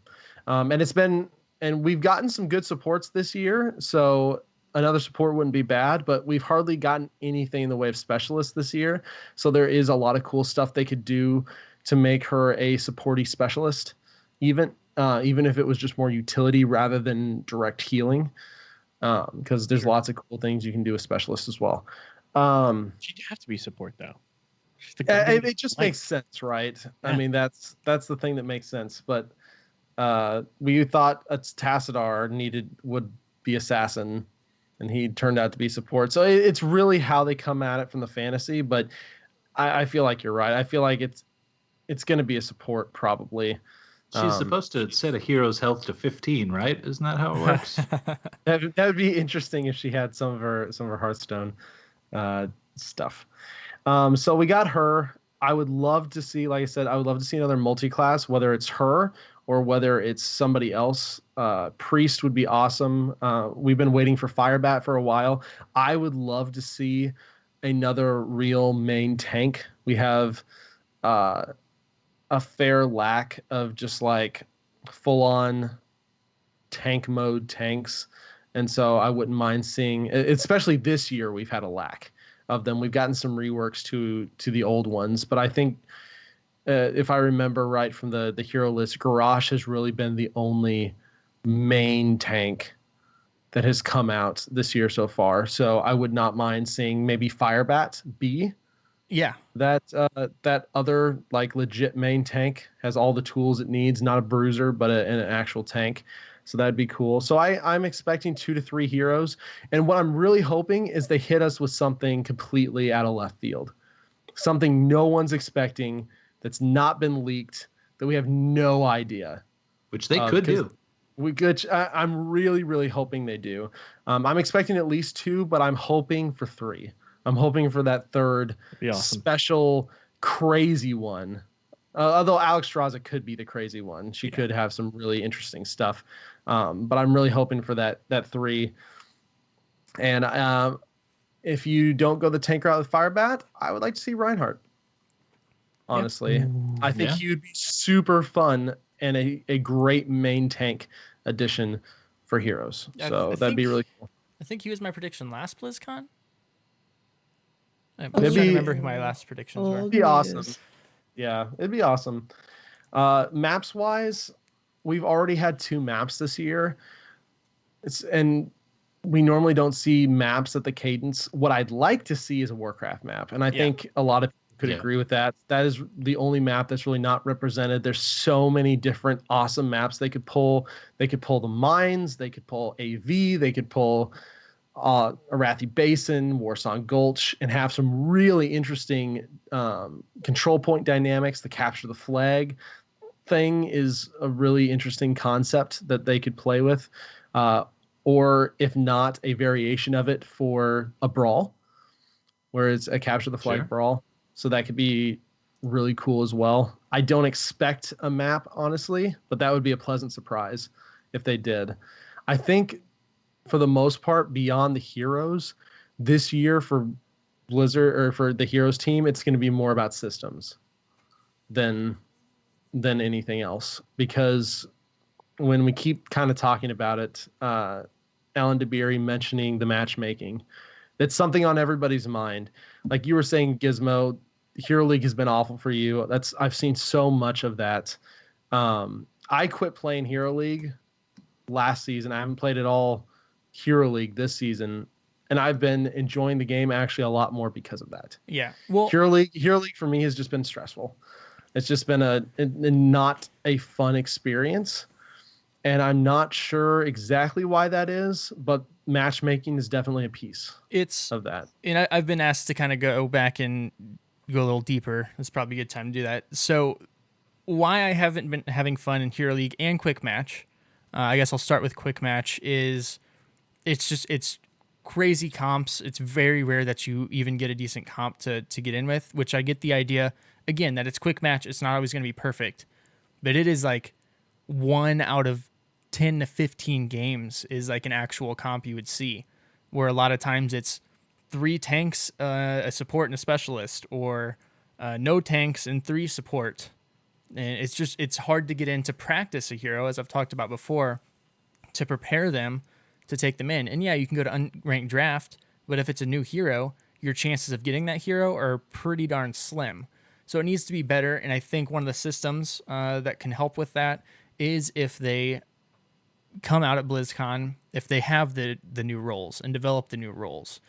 We've talked about several times on the show before of being able to queue as a couple different heroes. Like say you want to queue as a assassin, a tank, and a support, and it can pick from those 3 to build better compositions for a quick match, and maybe reward you with a little extra gold if you do that, since you're not guaranteed the hero you want to play. As far as Hero League, over the past couple seasons, I haven't been playing as much. I've been doing my placements. I've been maybe getting between the past 3 seasons anywhere from 15 to 50 games. And I have gone from, since Hero League in its current form, I have declined in my ranking. In placement games, I have gone over the past 3 seasons from placement games playing against Diamond players to now I'm playing against Gold 4 and Gold 5 in placement matches. And I'm probably not as good as I was because I'm not playing as much, because I'm not having as much fun in those modes.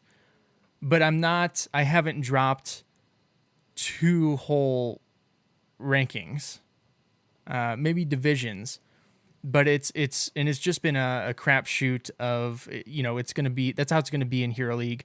You never know who you're going to get on your team. There's been a lot of toxicity in there. That's always going to be something that happens, but there doesn't seem to be anywhere.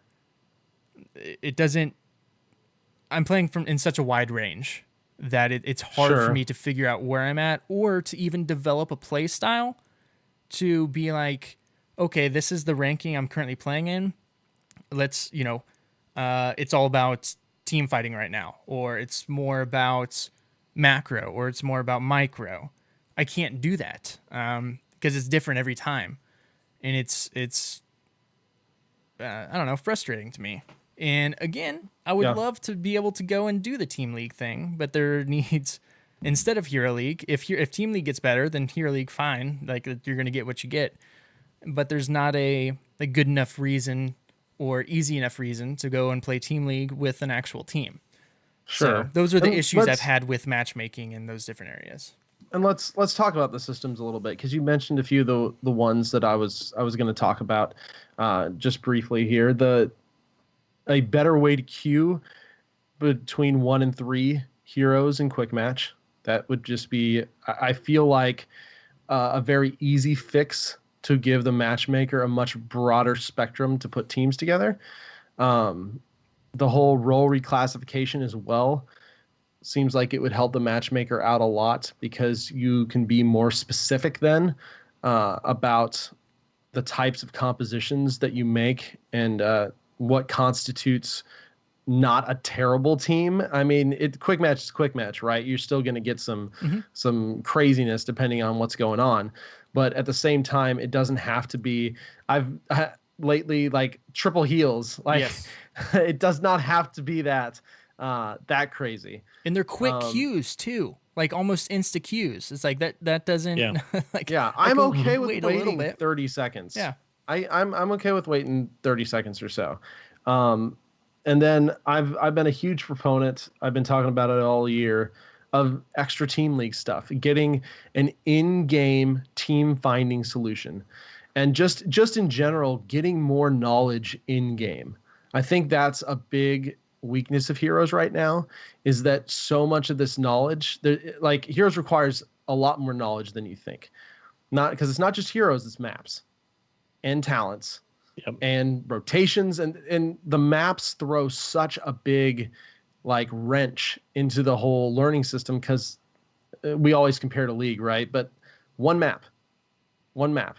You don't have to, you just have to worry about your hero changes. You don't have to hardly ever worry about map changes. And when you do, they're usually fairly small. But with this, it's not just map changes. It's like 13 maps, and then possible changes to the maps, and a very continuous update of hero stuff as well. It's a ton to take in, but a lot of that information is really not accessible in game, as far as getting better at drafting, getting better at map rotations or strategies for the particular maps. The in-game team finder, there's just so much like systems work that they could announce, and I hope they announce a lot of it. The reconnect system, that's another big one on the list of how do we make that faster? Yeah, how do we make that faster? Like even if they could cut the time to reconnect down in half again, that would be huge. That would be absolutely massive. The in-game tournament system, observer mode, even if they made it to where we've got 6 slots in custom games, right?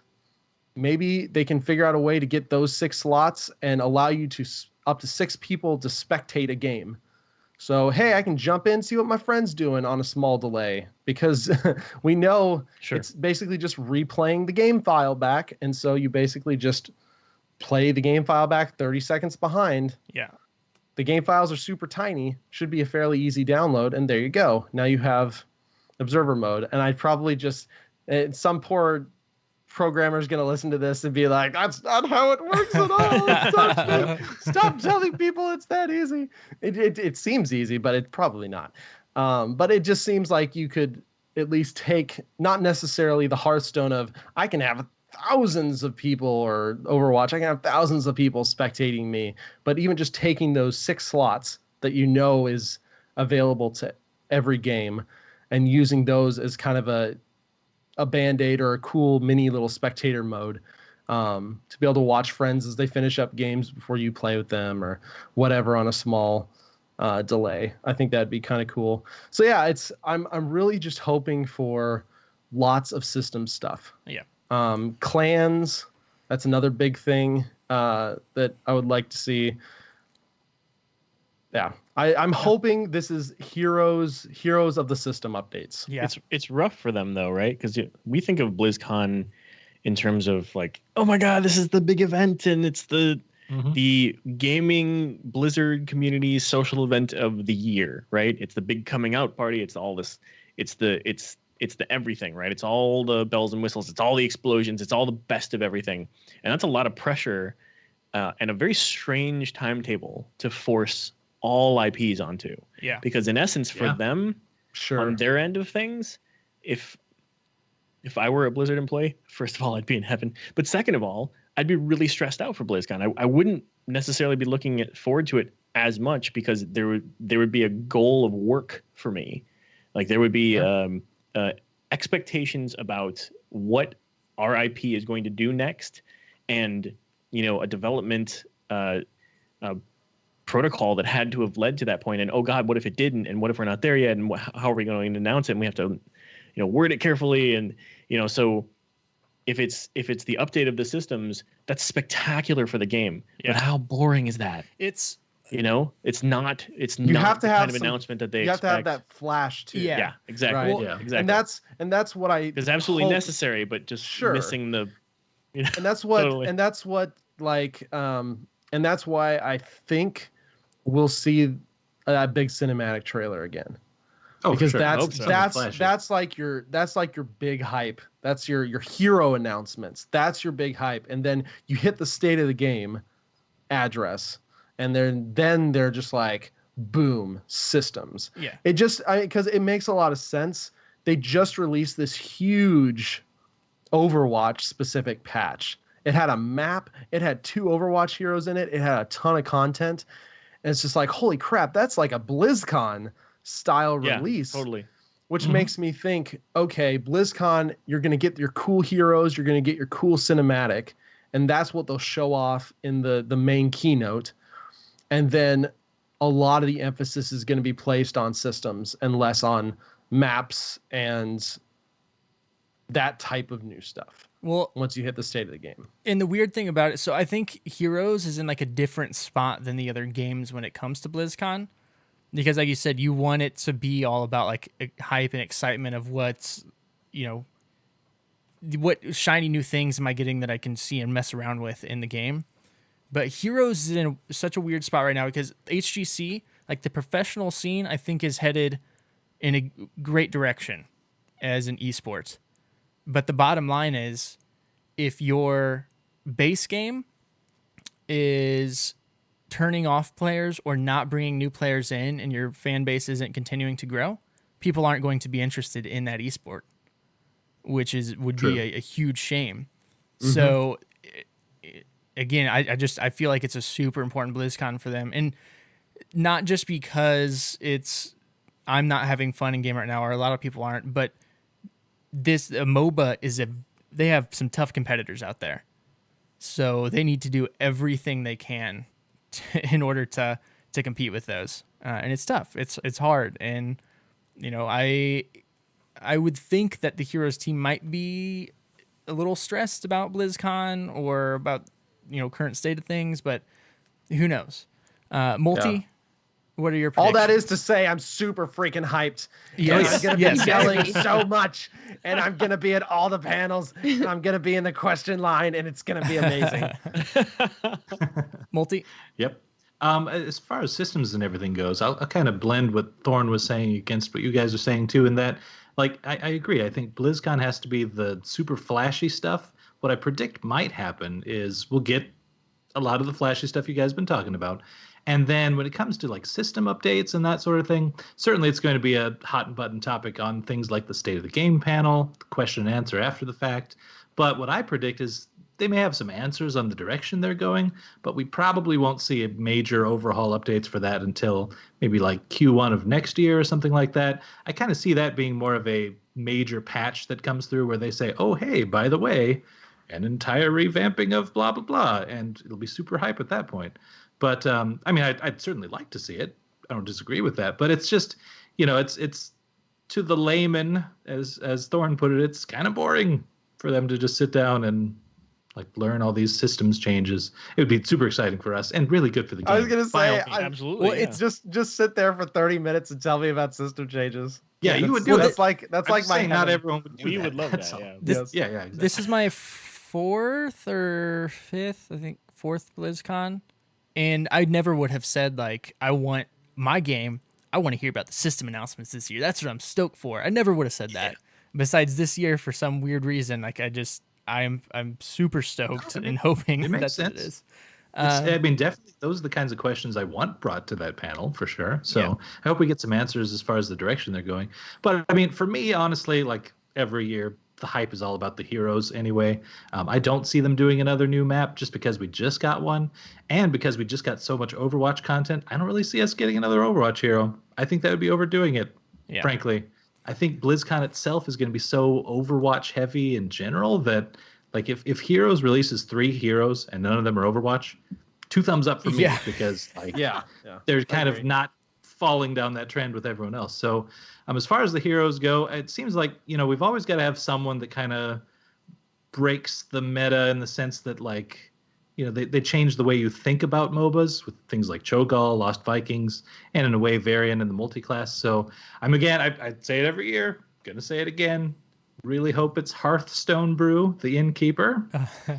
Specifically, my old idea where instead of abilities, you actually have Hearthstone cards on your bottom screen that you click and drag onto the map and then control from there. Oh my God.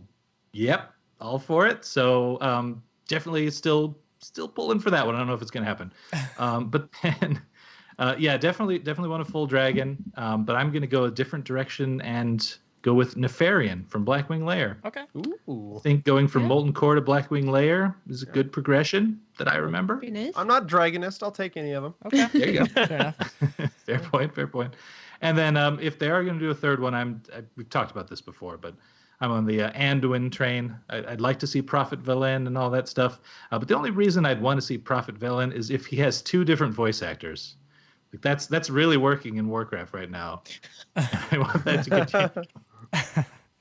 You guys notice that? All the new content has the new voice actor, but then if you click on him, it's the old like, not all who wander are lost. Like totally different voice. Shh, don't bring that up.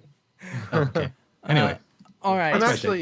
I'm actually really excited to hear what Thorn and Thist have for heroes, because they're you guys aren't like crazy hardcore heroes people, and so kind of from the outside perspective. Well, they do cover it every week, just so you know. True, but they play a lot more casually than we do. Sure, that's true. So from that perspective, I'm interested in seeing what they got. Because I'm guessing you guys aren't in like into the system stuff as much as we are system nerds. Nobody is. So thanks, Thorn, or this. I'm okay with that. Jeez. I'll take it. So Thist, what do you got? What do you got for some heroes predictions? What do you want to see out of Heroes of the Storm? Oh, I'd love some more orcs. But besides that, I'm on that Warcraft map train, please. Specifically an Argus map or a Frostfire Ridge map. Ooh. Can you see that? Like snow everywhere and it's Yeah. like blowing all over the place, and there's like lava and it looks amazing. And there's caves and junk and like old like giants with their like skeletons, and people are living in the skeletons. I'm just saying, and it'd be nighttime, That so is it'd be really like cool. really dark. Yeah. So I'm thinking of that. I'm thinking, I'm sorry, but the next hero will be from Overwatch, and it's going to be Symmetra. She's going to be fantastic. She's going to be able to set up her turrets in secret areas where you cannot see them until it's too late. She's going to be able to like throw her shield right down the lane, so you can't do anything. She's all good, but then she could run right behind it with her microwave and burn the crap out of you. And Yes. yeah, and she's going to be able to put up teleporters. She's going to be able to put up the shield generators, and that's going to be really sneaky. And when she does, like, your primary concern is going to be getting that stuff down. So I think she could be insanely annoying in Heroes of the Storm. So Yeah. That'd be should bring super her in. unique. Yeah. Because that would be a fully new type of support play. And all shields, no actual healing, but just shielding. It's kind of what you were talking about, TBK, a supportee specialist almost. Yeah. Yeah. Thanks, Dest, for You're backing up welcome. my. Yeah, that's what I meant. Symmetra. Speaking Yeah, I of got you. Speaking of the Overwatch heroes, here's a crazy conspiracy theory, because people have been complaining about, oh, we've been getting so many Overwatch heroes. What if they were so concerned that BlizzCon is already Overwatch like heavy that they just had these heroes close to ready and didn't want to get stuck with announcing, oh, here's more Overwatch at BlizzCon. So they got them Could've out been, ahead of honestly. time so that they could do other stuff. Who knows? So maybe we'll get a break from the Overwatch heroes, or not. Maybe we'll get Symmetra. Thorn, what do you got? I would love to see a Molten Core map. Yes. Ooh. And I swear I'm not just saying that to be opposite seas from Fist. Yes, you are. You guys are little like a song of Little bit. fire and ice. I was just about to make that joke. Ooh. Fire and ass. Fist, do you want to go somewhere on a boat together? No. Okay. So That it was would be really resolved cool. fast. It'd be Well. really sweet if Molten Core was the map theme, and obviously everything would be fiery and full of rocks and have all kinds of cool like lava pieces and things like that.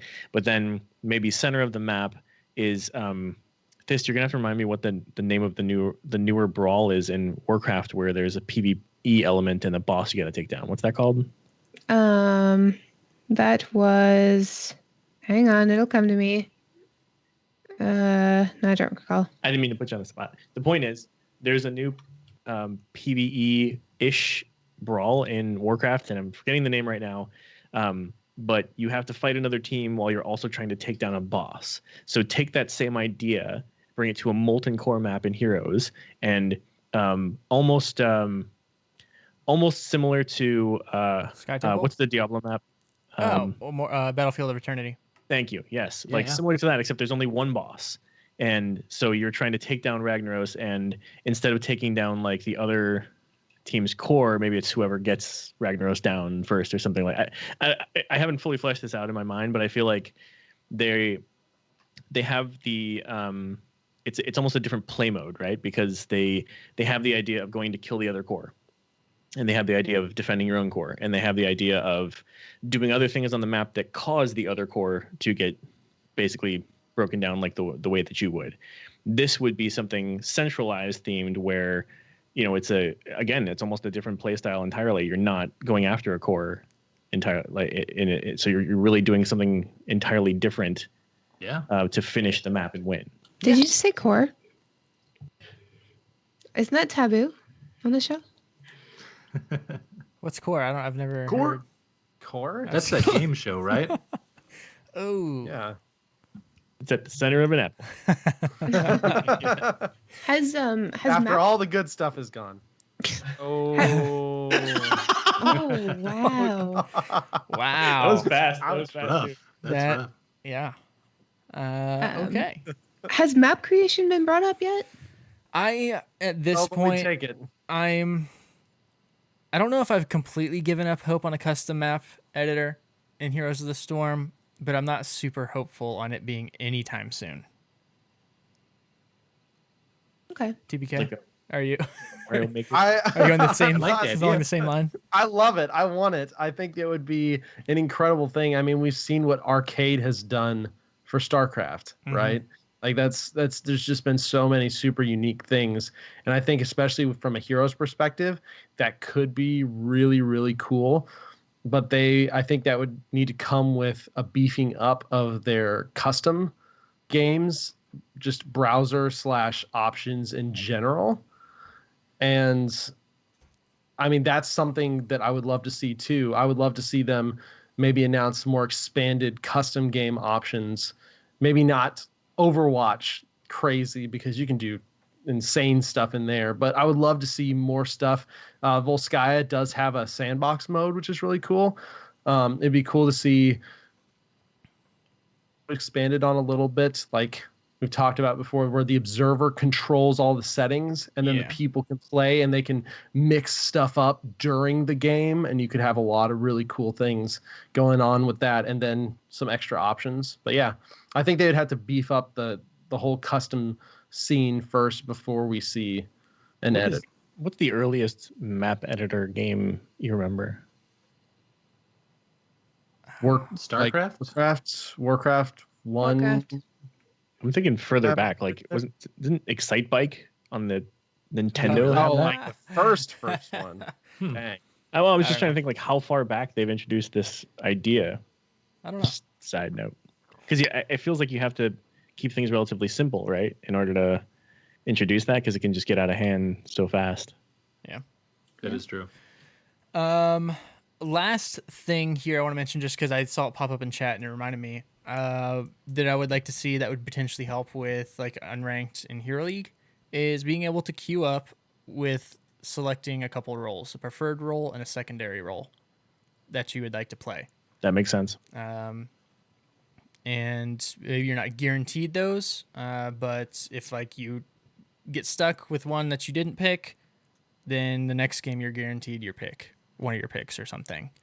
That way Yeah. there's less arguing the draft. Of course, people can still get angry and troll draft and not pick a hero that they were assigned that role, but just little things. I don't know. Unless it was filtered to where they had to pick out of that role, as if they had clicked the search by role and the other options were grayed out. Yeah, That would work. Yeah.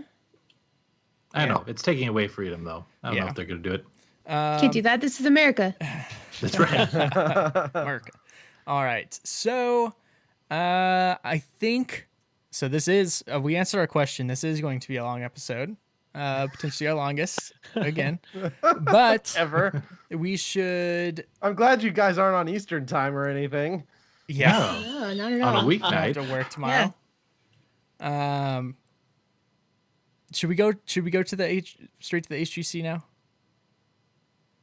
Quick, everybody, one or two quick BlizzCon Okay. tips. Because there's going to be a lot of people who are listening who've never been to BlizzCon before. This might be their first, maybe their second BlizzCon. Tips. We've all been at least once. So just a quick tip or two on just the tip. Just the tip. Thanks, Greg. We were all thinking it. You're all thinking it. Just a quick tip or two on what you learned from last year and what you wish you would have known last year going into BlizzCon for those who are coming. Okay. Thist, quick tip, in and out. Ooh, I'm never that quick. Hand sanitizer, your number one priority. Number one. Followed shortly behind some sort of power bank for your phone. And what I wish I knew before I went was don't expect to see and do everything. Make some priorities and stick to those because it is literally impossible to do everything. Yeah. You can watch it on the virtual ticket later if it means that much to you, but honestly, just pick your favorite things and then just float the rest of the time because the con is where you want to be when you are looking to experience things that are really going to mean something to you. But the rest of the time, the parties, the people, the food outside, going around and eating with your friends and stuff like that, just if you go remember with to it. eat. Yeah, if you remember to eat it all. But just go with it. And do not buy a Gatorade and then go outside because then you'll have to throw it away when you go back in immediately. So, yeah. Okay. Thorn? Well, first, chat said a really good one that bring a refillable water bottle. And that helps solve some of that problem. And they're not going to make you dump that. So that's a really good thing. Two things on my end. Start drinking your vitamin C supplement things now. Start taking those now. You gotta, contrary to popular belief, you gotta build that up. So get on it right away. If you haven't already, it might already be too late. Make it happen now. Oh my God. And secondly, I think it's too late for any of this, and I'm not sure it's really realistic, but I feel like the best places to stay are still really the two hotels. And I don't mean that from a value perspective because they're horribly overpriced. Horribly overpriced. Mm-hmm. Yep. But Stop saying horribly. But they're so convenient. So that's why you've heard of people like, oh yeah, we're in the Marriott with 6 other people in my room because like they're crazy overpriced. But that's why, because you're right there. So for example, and this leads to a third tip that's nice and easy. Go register the day before. Even if you get in late, if it's still open, go register right away because you're going to get a pack of stuff and you don't want to be walking around with that pack of stuff all day the next day. So go get it. Okay. Yeah. I agree. That's it. I'm done. Multi. So I liked your idea about the refillable water bottle, but I'll add a little caution to that, and it's that you really don't ever want to spend any of your time using the restroom. Or eating, frankly, because it just takes too much time away from the stuff you want to be doing. I missed out on all of Overwatch last year because I had to pee once. Yep. Oh yeah, because you couldn't get back in. Absolutely. So, I mean, that is a real thing. Kyle Ferguson and I were talking about it last year and joking around that I mean, the real trick would be to dehydrate your body to where you don't need to pee. But I wouldn't obviously recommend that one. But I mean. At the same point, I would watch your water intake for those same reasons. I kind of felt like I had to go a little too often last year. Frankly, it's probably more information than you need to know about me. Please tell me more. Oh, okay. And it was just the longest sessions. Like when I finally got to the urinal, a minute. Wow, stream Monty, time. I knew you could go for a minute. Yep, exactly. So so that's my tip, is really watch that kind of stuff. And then, like you guys were saying, you can't see everything. So there are some things that, in my opinion, you can just see on the virtual ticket on your phone after the fact just as easily. I think a lot of the panels and that sort of thing are that way for me. Unless I really had a question at a panel, like if I wanted to go to the Heroes State of the Game, for instance, and ask a question afterwards, I'd consider that. But otherwise, I can just watch that stuff later. I'm there for what I want to be there for, So. Yeah. All right. TBK? Minuteman Multi. TBK? Yeah. There's the other T-shirt we're working on. Yeah, I'm gonna completely agree with Multi and Thist on this. Pick the few panels that you want to see, but then I highly recommend watching the esports of your choice live, because there's not like it's you can watch them later, but there's nothing like being there live and the energy and the craziness that is going on in those esports. Also, there are usually several food trucks, and most of them are extremely delicious, especially the Viking one with the tater tots. I shouldn't have said that. Now, like, it's going to be longer than it normally is. Have fun waiting for your congratulations. tots. Yeah, I know, but they're so amazing. I want them so bad. And if you like Multi was saying, if you get in on Thursday, you can, or Thorn was saying, if you get on Thursday, you can go register, get your badge, get your gift box, so that you're not carrying it around on Friday and such. If you have the time to do that beforehand, that is good. And then finally, from a hangout perspective, the Hilton lobbies really are the big hangout places for a lot of the people, a lot of the devs after the con's over, after all the big events are done. So if you want to meet people, if you want to see people, usually the Hilton is the more crazy party one, and the Marriott, at least in previous years, has been a little more subdued and just a little quieter to walk around and chat and talk with people. So, and then there's parties going on all over the place. Most of them are free. So definitely check your favorite sites: Wowhead, Discord, Heroes Hype for the Heroes community. There's a lot of people that do the party thing. There's a lot going on, and they're usually fairly close to the convention center. So check those out. Yep. And speaking of the parties, don't forget, if you're going to be at BlizzCon, to check out Con Before the Storm, which is going to be Thursday night. And that's going to feature meet and greets with a whole bunch of your favorite podcasts, streamers, possibly some developers, all around good time, and as well as panels, which, as we've mentioned, Ryan's going to be on the Heroes of the Storm panel at 8:30 p.m. I'm going to be on a podcasting panel at 7 p.m. And are both of you on panels? To us? No, Yes. it's just me. Just you? Oh, man. I'll show Ouch. myself out.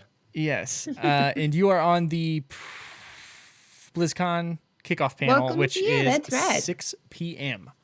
And that's actually on November 2nd. They're all on November 2nd. What am I doing? I was thinking Yeah, November. they're all on the same day. Yes. So that is always a good time. And then as well, the CTR party is going to be Friday night after the festivities, I believe, starting at 8 p.m. And I will be there. I think I've been asked to do so, and so I actually think I'm going to, we'll have, if you can't reach us at Calm Before the Storm, I don't know, Multi and TBK, if you plan on coming by the CTR party, but we'll have like a little mini Lords of the Storm meetup for any of the listeners that are at BlizzCon can also come to the Convert Trade party, which is free. And we'll have lots Can of you giveaways and Skype stuff me there. in? Oh, yeah. On the phone. There is going to be a live stream at the CTR party, so There you go. can see Yeah. us there.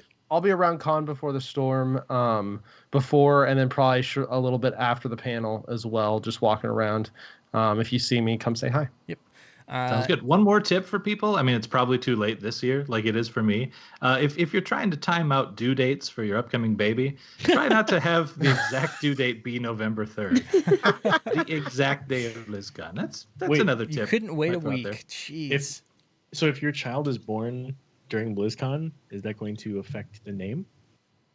Yes, obviously. No, probably not. But it could affect future BlizzCons. So I'm really hoping that his birthday doesn't land right on it. So Oh man, yeah, come that's on, rough. October. You just have to bring him. Yeah, I would. You can plan a Disney trip with the family, and then you just go to BlizzCon. perfect. Disney You just don't tell Exactly. the family when BlizzCon is, and just be like, "Hey, I have to sneak away for 2 days." I can Yeah. probably Bye. actually get away with that. So, yep, sounds good. My quick tips here is just going to be,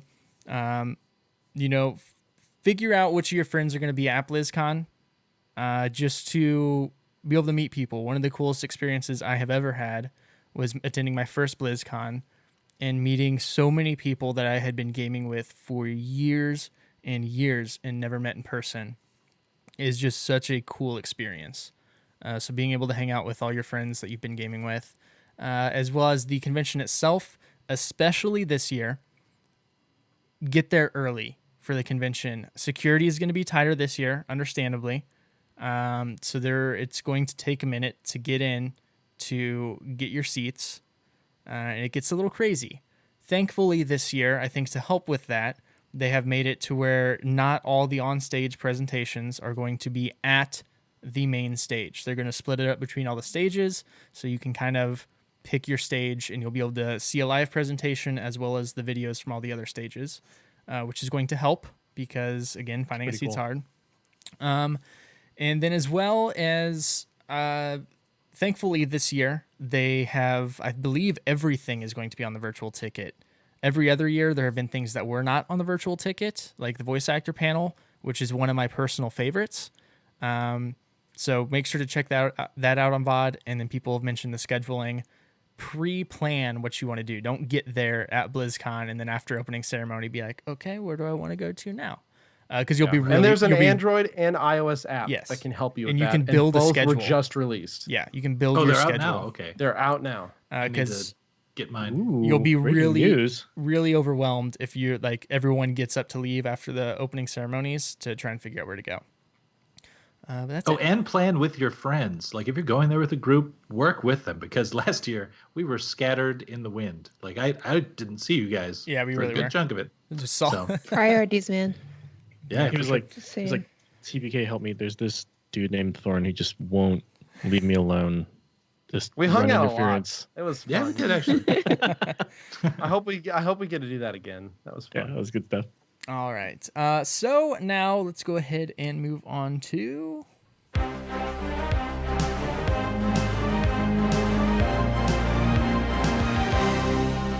All right, HGC. We've got a few things leading up to BlizzCon, a few things post BlizzCon, and a few things getting ready to happen now. TBK, why don't you take us through? Real quick. Unlike Multi's ping. So this year, you can vote on this year's top HGC play. This is a new contest. Get sweet hollows and loot. So we'll have the link in the show notes. Basically, you just go, you check videos out, and you vote for your favorite top play. There will be multiple rounds over the coming days. The grand prize is a Junkrat and Fallen Junkrat skin and a Hollow's End 2017 bundle. And there's one of those per week. And then there's 9 Junkrat Hero, Fallen Junkrat skin, and 5 Hollow's End loot chests that are given out per week. So check that out. You can enter, and the link will be in the show notes. The big one, HGC is leveling up in 2018, and they released some preliminary plans of what is going to be happening for HGC next year, and it's all good frickin' stuff. HGC is now going to be switching their live stream to 1080p 60 FPS.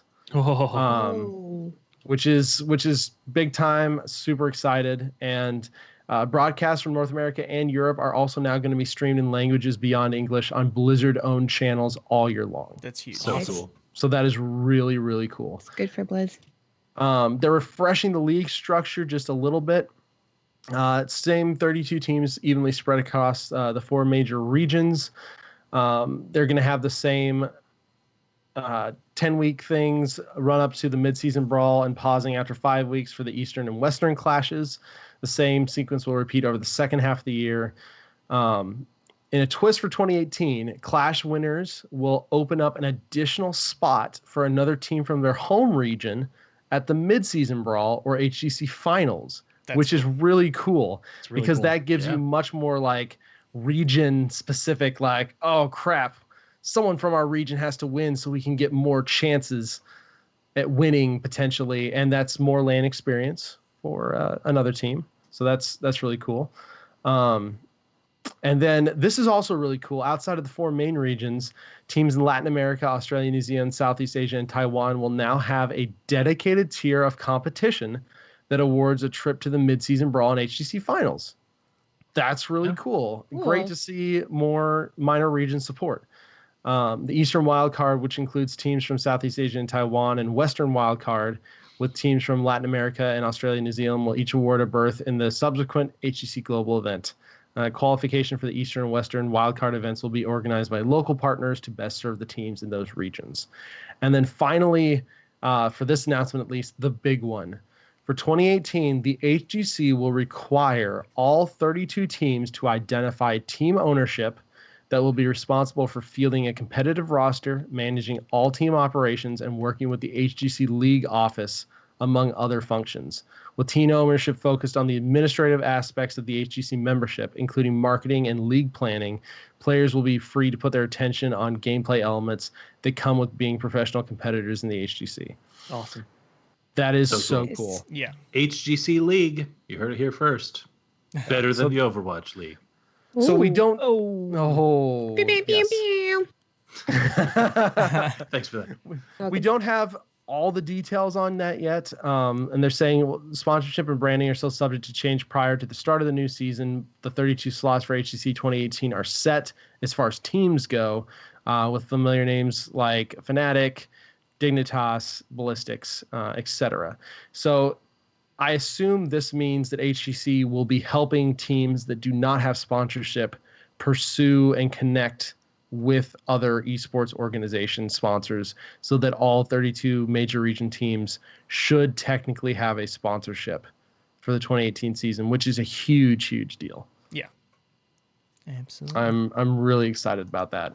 Also, don't forget tomorrow, when most of you are listening to this, so today, the playoffs start for HGC. I believe 1 o'clock. Yeah, 1 p.m. Central Time. We kick off with MVP Black versus Deadly Kittens. So Nice. big MVP Black game right away, followed by CE versus Tempo Storm. These are going to be best of 3s through the playoffs to see who can take the top 2 spots in each of the 4 brackets to get into BlizzCon. Thank you, Thorn. He's still got the MVP Black little light up thing that we got. Oh, yes. And Thyst has a thing of whole cashews, which will probably be sponsoring one of the HGC teams in 2018. Pew, pew. You heard it here first. Whole cash. And don't forget that cheering is still going on. You can still get Twitch bits and cheer for your favorite HGC team to unlock more of those global loot stuff, as well as the individual in-game HGC team items for the teams of your choice. Indeed. So I'm super stoked about the changes making 2018. I'm super stoked about HGC finals starting this week, even though I'm not going to be able to watch the games because I'm working a lot. But it's going to be I'm working from home, so there's a chance it might be on in the background. Nice. You never know. Yeah. Nice. But yes, make sure to keep track of that stuff so you know who you'll be watching on the stage at BlizzCon. So now, after almost already being our longest episode, let's hop into Hero of the Week. Hero of the Week.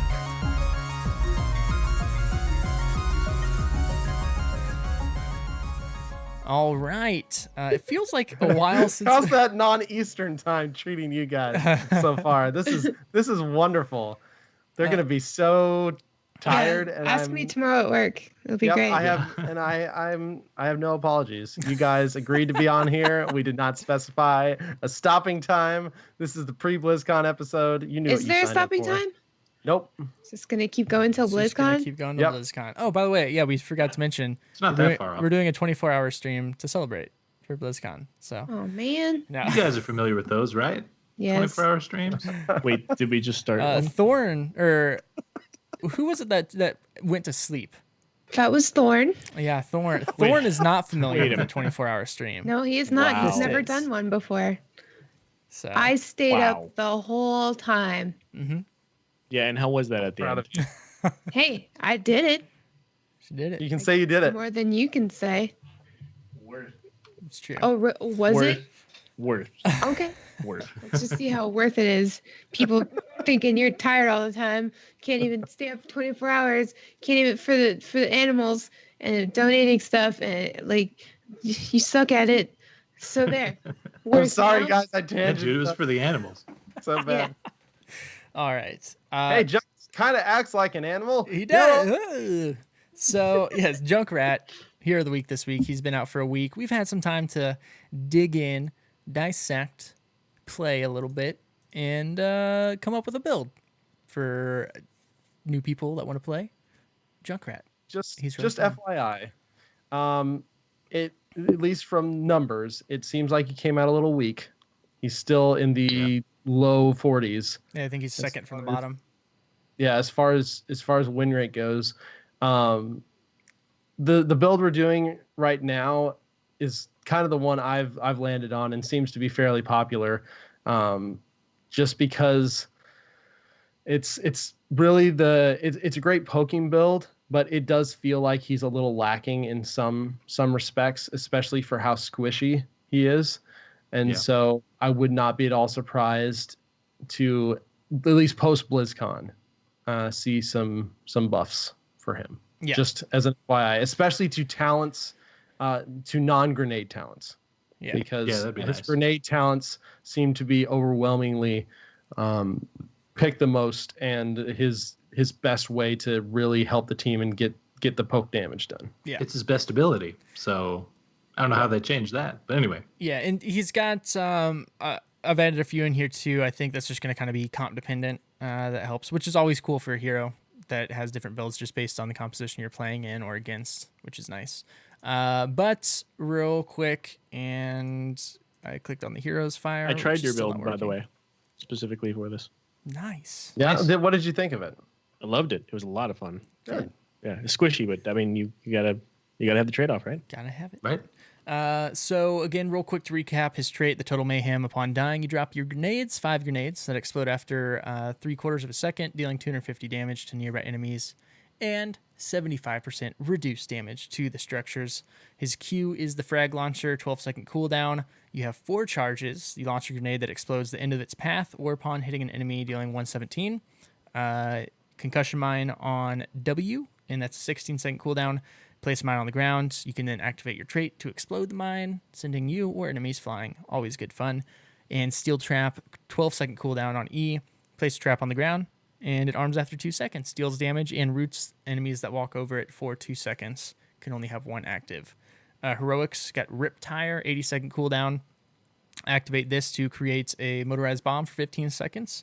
I believe it's Q that you can jump or use to jump over terrain, and you can activate again to explode. Or if you, I think it has 500 health, 530 health. Something like that. Yeah. If it's killed, unlike Overwatch, it does not explode; it just disappears. Oh, Actually, it doesn't explode in Overwatch either. I don't know why. I No, said it that. doesn't. And then Rocket it Riot, does.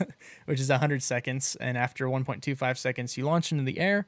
And then while in the air, you can steer the landing location by moving. After 3.5 seconds, you land, dealing damage, 750 damage, and activating Total Mayhem. You then respawn 5 seconds later on another rocket, and you gain 150% additional movement speed until dismounted, which is huge, and it doesn't count as death. So let's hop into the build here. TBK for level 1. What are we going with? I just need to note he has some of the best talent names ever.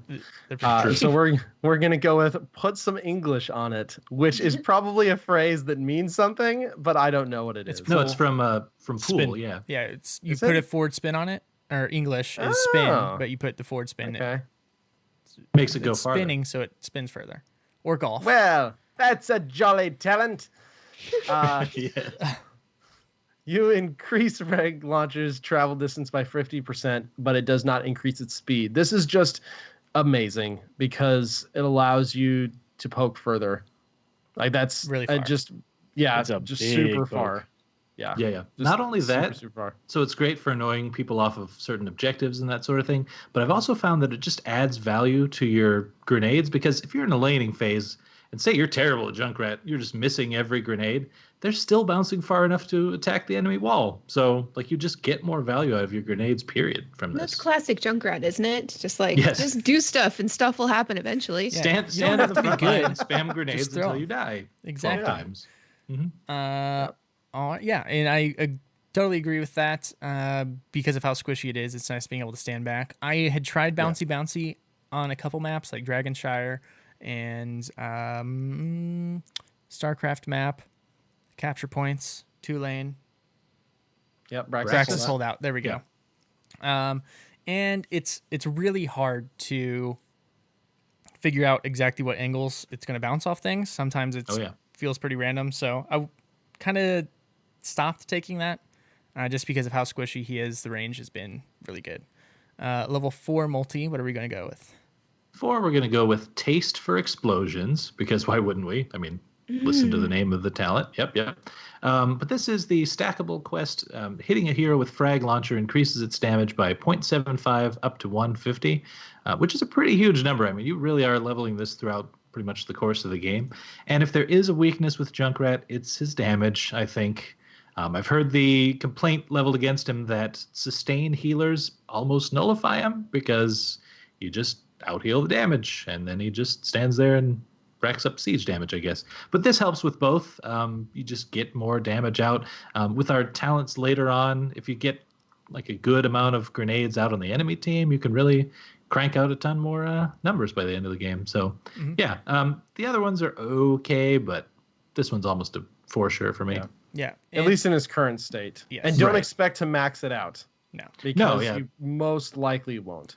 This is not That one of those said- talents. It's like, I have to finish because I get a cool thing at the end. You don't. You just get cool things as you go. But you still can try for it. Like I definitely find myself, depending on what's going on in the laning phase, but I found myself like using the Q to harass, but then just wave clear with the auto attack sometimes. I mean, it depends, obviously, but it's definitely Yeah, I think I mentioned this last week, but a good way for this throughout the laning phase is because typically you'll be able to get close enough without having to like bounce it to your target and also to clear the wave to try and not bounce it to enemy heroes, but actually get it to land on them. It's much easier than because I see a lot of people try and bounce the grenades instead of aiming the landing point, which is a easy thing to do early on. So take advantage of it while you can. Level 7, we are going with Tricky Shuffles. And this is while Frag Launcher has no charges left, gain 15% movement speed, which is good because a lot of times you're going to be spamming your Q, all 4 charges. So you'll have 15% movement speed for potentially, I don't know, 8, 9 seconds. A lot of the time. Yeah, a lot of the time. A lot of the time. So 80% of the time it works most of the time. which is just adding on to his survivability because now you have the increased range because of our level 1 talent, and now you have the extra movement speed, which is good. If you have a good front line, which is rare depending on the game mode that you're playing, I do like some of the other talents, Big As, which increases the steel trap radius and damage by 50%. Just easier to get people stuck in traps. Especially if you're trying to combo with other heroes or whatnot. Not a huge fan of Sticky Wallet, but Wicket. Sticky Wicket. What did I say? Sticky Wicky. What did I say? Wallet? Sticky Wicket. Sticky Wallet. Big Sticky Wallet? Yeah, I don't know. But it is there as well. Level 10. I gotta say though, Tricky Shuffles is definitely the best, and I'm probably partial to it because that was my street name. Tricky Shuffle. Was. Oh, really? Nice.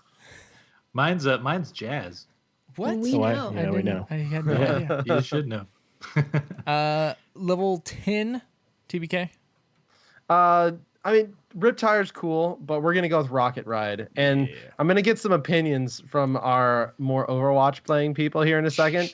This is one of the coolest ultimates that Heroes has ever put in the game. It's also a get out of jail free card, pretty much. Because you can, as long it does have a little casting time, you have to make sure you take that into account. But once you get on the rocket and target, like that's a free save from death. Grenades drop. You can do some massive damage with this, and 150%, even on the biggest maps, will get you back into the battle fairly quickly. And usually you caused a lot of mayhem.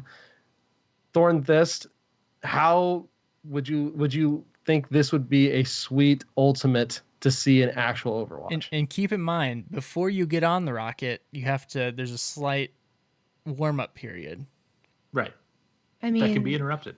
there should be a it can be slight interrupted warm-up by a lot of period stuff. before you get on the rocket. I mean, you can't just get on it without warming Thanks, up Greg. first. Well, you were halfway there, so I just had to finish it.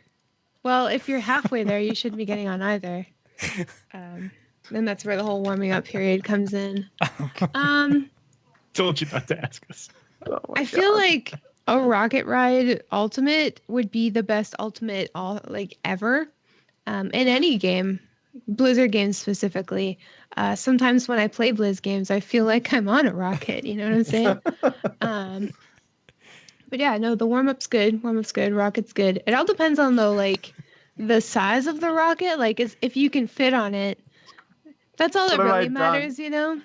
Hey Thorn, what do you think of the Rocket Ride ultimate? I think it's fun as heck in Heroes, and it would be amazing in Overwatch. I feel like it'd be OP in Overwatch, especially if it charged as fast as the. Well, and it would almost be like Fire Doomfist's ult. Very So- much so. That's Right. exactly what I thought of when I first used it. In this Yeah, but build. you have to be clear that doom fisting and rocket riding are two very different things that you probably shouldn't do at the same time.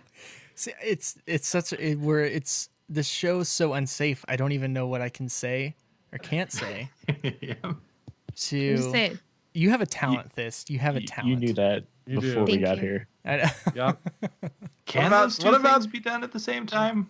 What about that level 13, Gizmo? Yes. What are we doing on that one? Multi level 13. Where are we going? Multi. Well, Chattering Teeth is one of them. No, we've got a split here. It's between Ripper Air and Chattering Teeth. Ripper Air has a higher pick rate. It's just basically Junkrat is knocked back 50% farther by Concussion Mine. And additionally, Concussion Mine's cooldown is reduced by 12 seconds if only Junkrat is hit. So added escape, which is something he definitely needs. I do like Chattering Teeth, though, and I find myself taking it definitely if I took the big as the increased radius and damage one, which I don't do very often, but because I'm a tricky Shuffles fan as well at 7. But the you Chattering are. Teeth is hilarious. Like, just the sound effect that they made for it is very cartoony. Yep. And it's a good time. Just so. like that. I agree. This is kind of along the same lines. If you have a good front line, Shattering Teeth can be good, but if not, you need that escape. Ripper Air is pretty darn good. Level 16, TBK has Burst Fire, and no, I lied. Endless Nades. So we're hitting an enemy hero with Frag Launcher reduces its cooldown by 1.5 seconds. So it makes it where if you're good with hitting people, it's a lot of grenades, and it stacks well with the taste for explosions to help you finish that quest. I myself prefer spread volley in most situations, just because while you won't have as many Qs, it is very good in burst situations in fights. You can get a lot of people down real low real quick. Do you still get the same amount of shots? Yeah, so it's just Awesome. it's an activatable. It's on a 30-second cooldown. When you activate it, the remaining shots on your current charge shoot 2 additional grenades. Okay. So yeah, it's important to keep that in mind because you can hit it if you only have 1 charge of Q left. Then you're only getting that 1 until you activate it 30 seconds later. But it is a lot of burst damage, and I like it. Well, Endless Nades, though, is so good. Like, if you can land enough of them in a group fight, you don't need to reload. You just keep landing them. Well- Yep. I definitely had a game where they were approaching one of our walls, and we were down, but I single-handedly changed their team approach from let's take this keep to let's run because I was just unloading on them. So it's Are a you good sure time. it's not pronounced nads? Endless nads?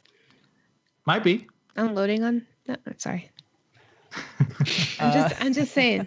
Yeah, It might be. I knew this was gonna happen with Junkrat. He's just so full Junkrat? of LB material. Right.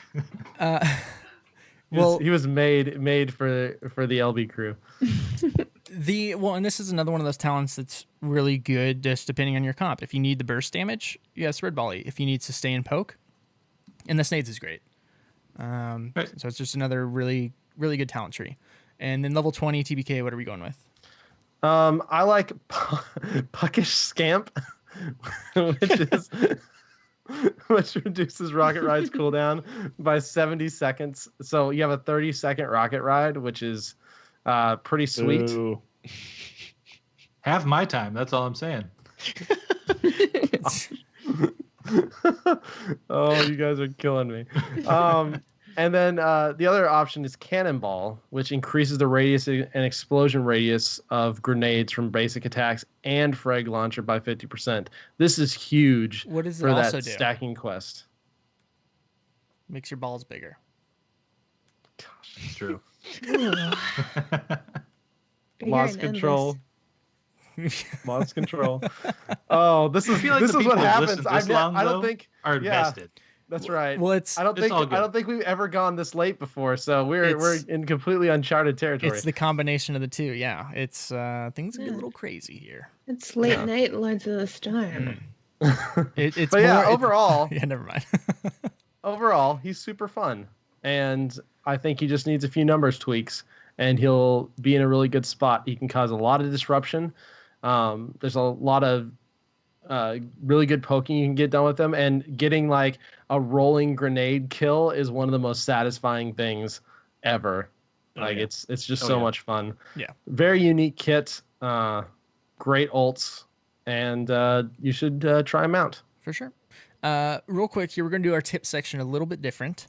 We're going to share the tips and Thorn and Thyst, since you don't play heroes as much. What questions, if you have questions, do you have as far as Junkrat?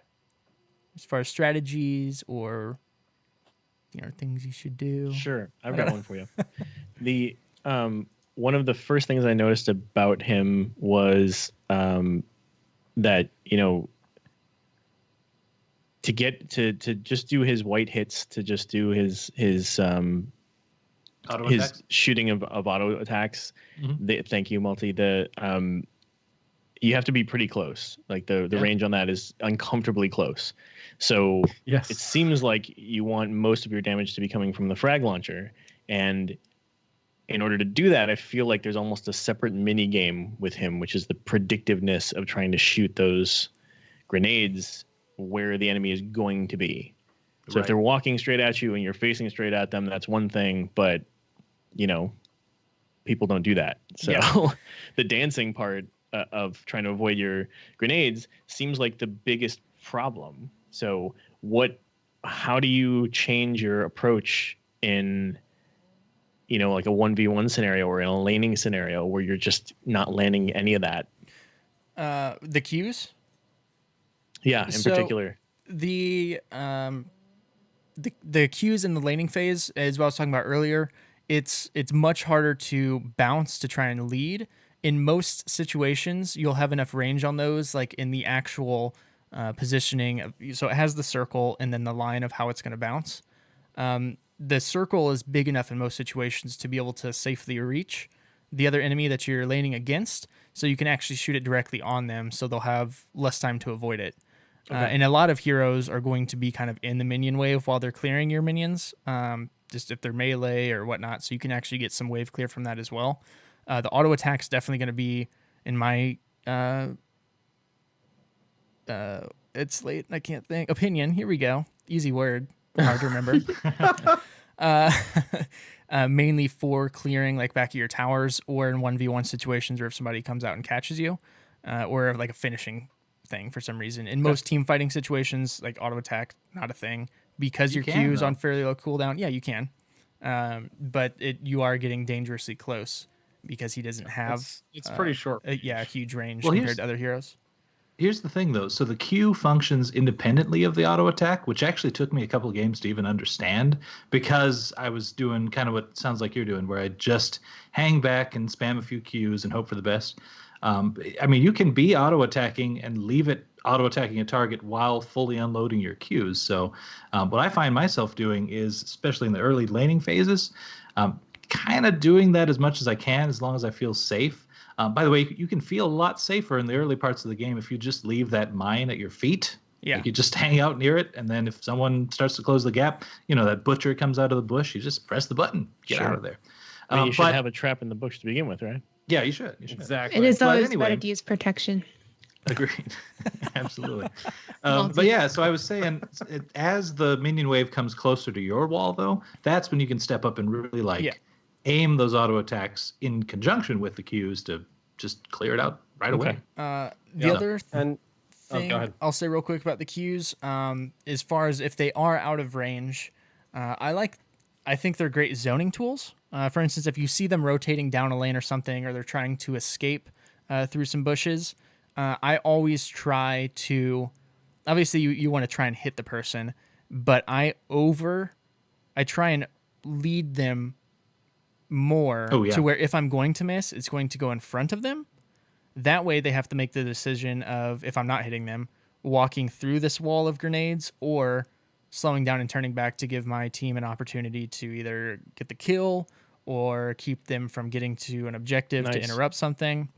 It's a great deterrence zoning thing because it has such a long range. TBK, what I've got one more. Oh, sorry. Go ahead. TBK can go.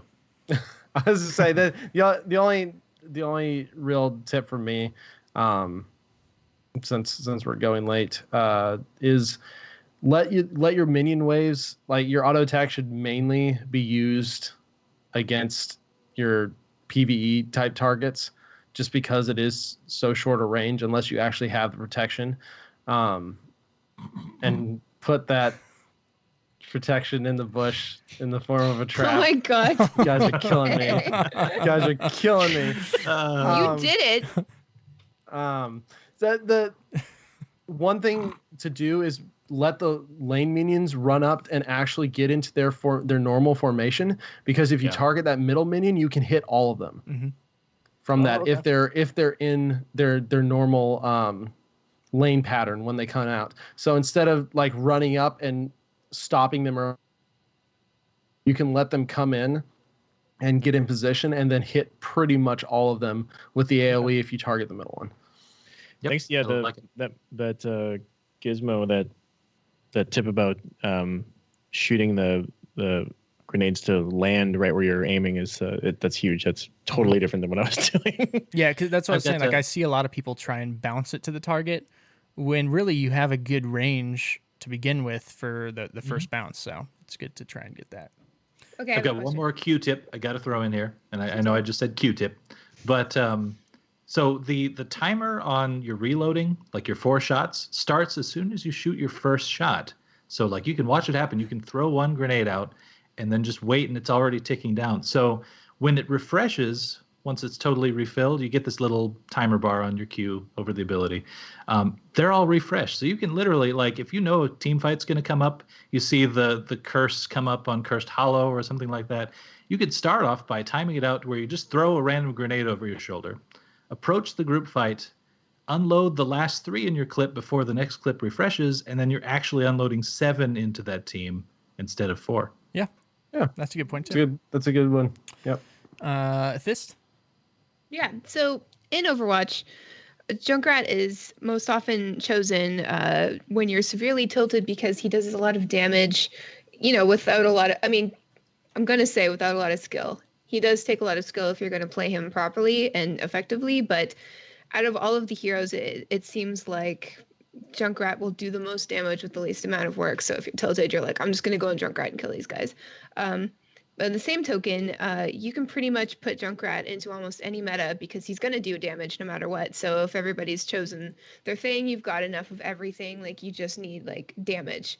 Junkrat is a perfectly acceptable choice. So do you think that any of that carries over to HOTS? Like, is he going to do enough damage where, you know, you finish a bunch of matches and you're super tilted for whatever reason? Are you going to play Junkrat to try to kill people, or do you think he'll fit in with any sort of metas? Just explain it to me.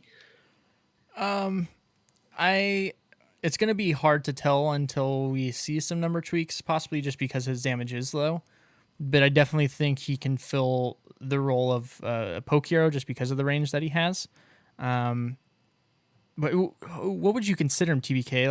Like for a mage? He's gonna be a disruption hero. He has a lot of power to displace, to change positioning, to poke stuff out, and so especially with his mine, it's going to be that can change up team fight dynamics completely because you can throw it down and detonate it as soon as it lands. And that's going to be very hard to avoid sometimes. So we're just going to see some probably, especially once pros get it, wild team fights where all these people are brawling and then all of a sudden everybody goes flying. And you can use that moment to single out a person that was on the wrong side of the mine and gets thrown towards your team. Boom, everyone jumps on him. So and I think that's really what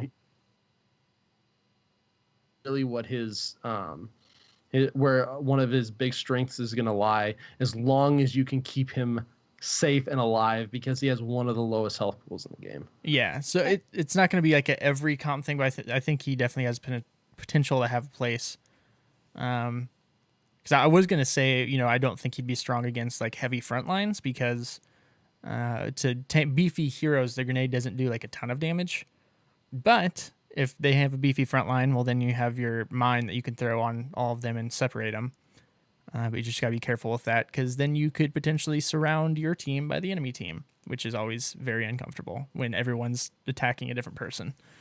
Yeah, it's hard to tell. Will be interesting to see, though. I'm excited to see him played, not at HGC finals, but after.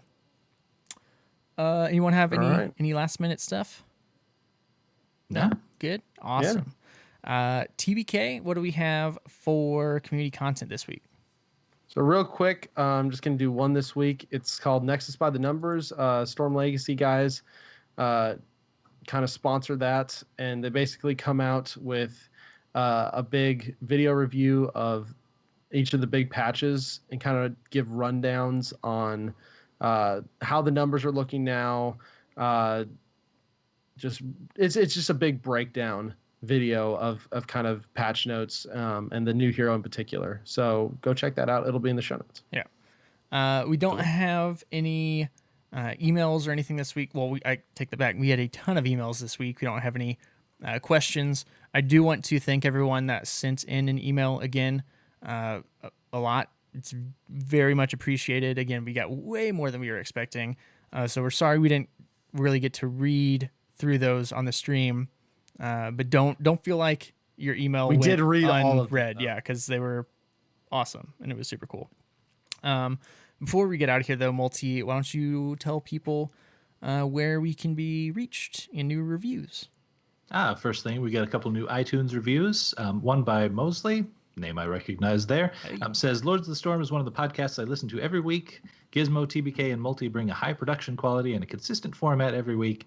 Besides their personalities, a unique aspect of this podcast is a deep dive into the newest hero, where they explain a solid talent build and the reasons behind the choices.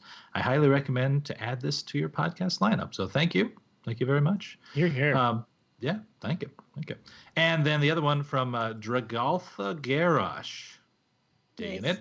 Always a good hang with the Zord Lords. Great content, helpful for experienced and beginners. I presume the apostrophe after beginners makes it beginners. Dilly. It's my, I don't know. It's late. Disoriented at this point. We don't know what we're saying. We've never been here before. Nope. So you can find us in game by typing /join space LOTS. And we've got a Discord as well, which you can now go to bit.ly/lots Discord. But I think we still have it sticky I to the top, stole right? that from Legging Balls Hey, because you're I welcome. heard it at the end, and I was like, "Holy crap, that's an amazing idea, guys!" So You I can went take anything you want. anything. Anything. Such as your life. No. I mean, we She know just it's gave me coming, right? permission. It's inevitable. I You did can find say us on about it. Twitter at Lords of the Storm. We're on Facebook.com/Lords of the Storm podcast. You can email us with feedback or questions, Lords of the Storm at Outlook.com. Yes, I know Outlook, so pro. We've got, of course, if you want to help out the show, a couple ways to do it. You could leave us a 5-star iTunes reviews like those other two I just read off did. Or if you really want to help out the show, we got a Patreon, patreon.com/Lords of the Storm, where you can give any amount that you deem appropriate or not at all. And either way, we thank you. Yes, and I apologize if we had new patrons this week. I forgot to look it up before the show, but I will get caught up on those next week. And as well, we do have the in-game BattleNet group that you can search for. Yes. I believe TBK just posted that. And you can find us individually as well, myself on Twitter, Twitch, Facebook, all those things at Gizmozord, as well as Tuesday nights, 9 p.m. Central. Nope, 10 p.m. Central. That's it. On Convert to Raid Presents. Which is a good time. And occasionally I'm there with Thyst or Thorn or both of them. Who knows? Hey. I don't know. Multi, where can you be reached? I'm on Twitter at Multizord, and we also have another show we mentioned a couple times called The Cavalry. It's about Overwatch. It's on Twitter at The Cavalry Show, and it's also live Wednesdays at 7:30 p.m., although I don't think they were this week. I'd have to look into that.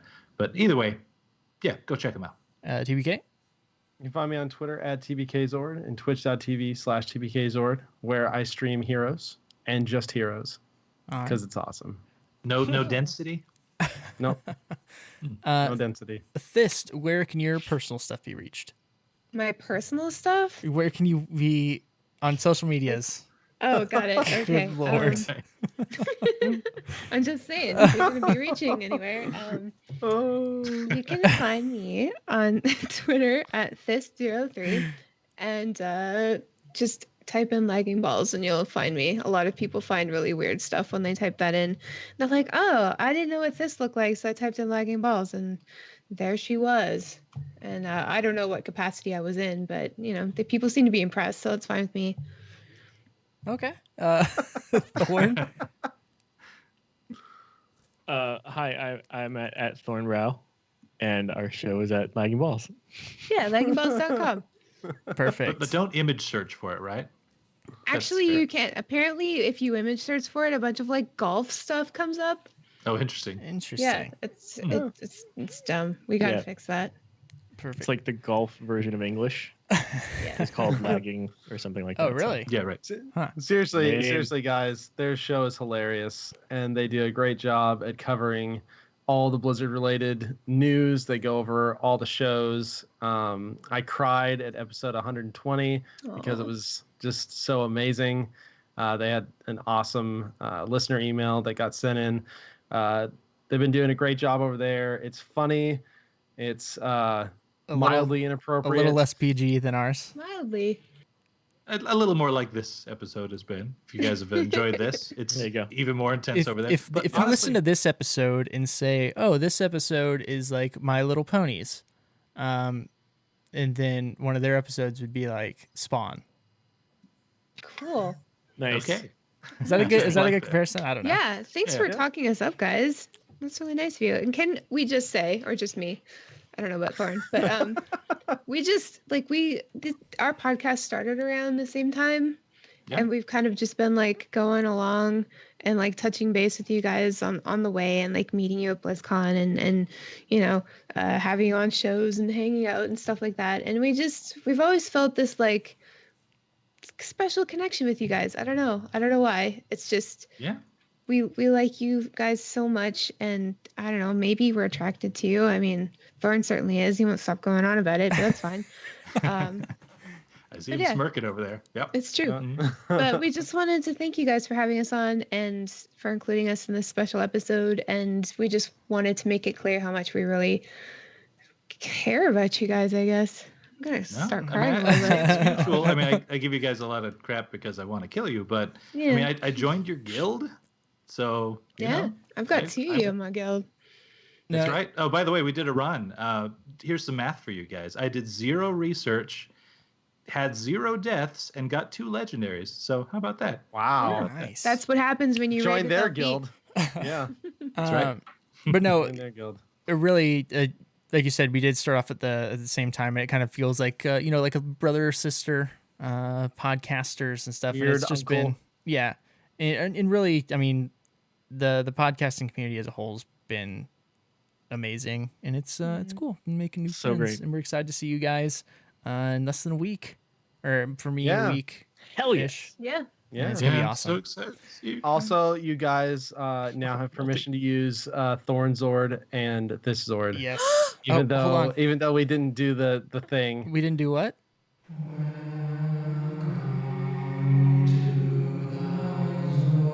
You have been deemed worthy of bearing the Zord title.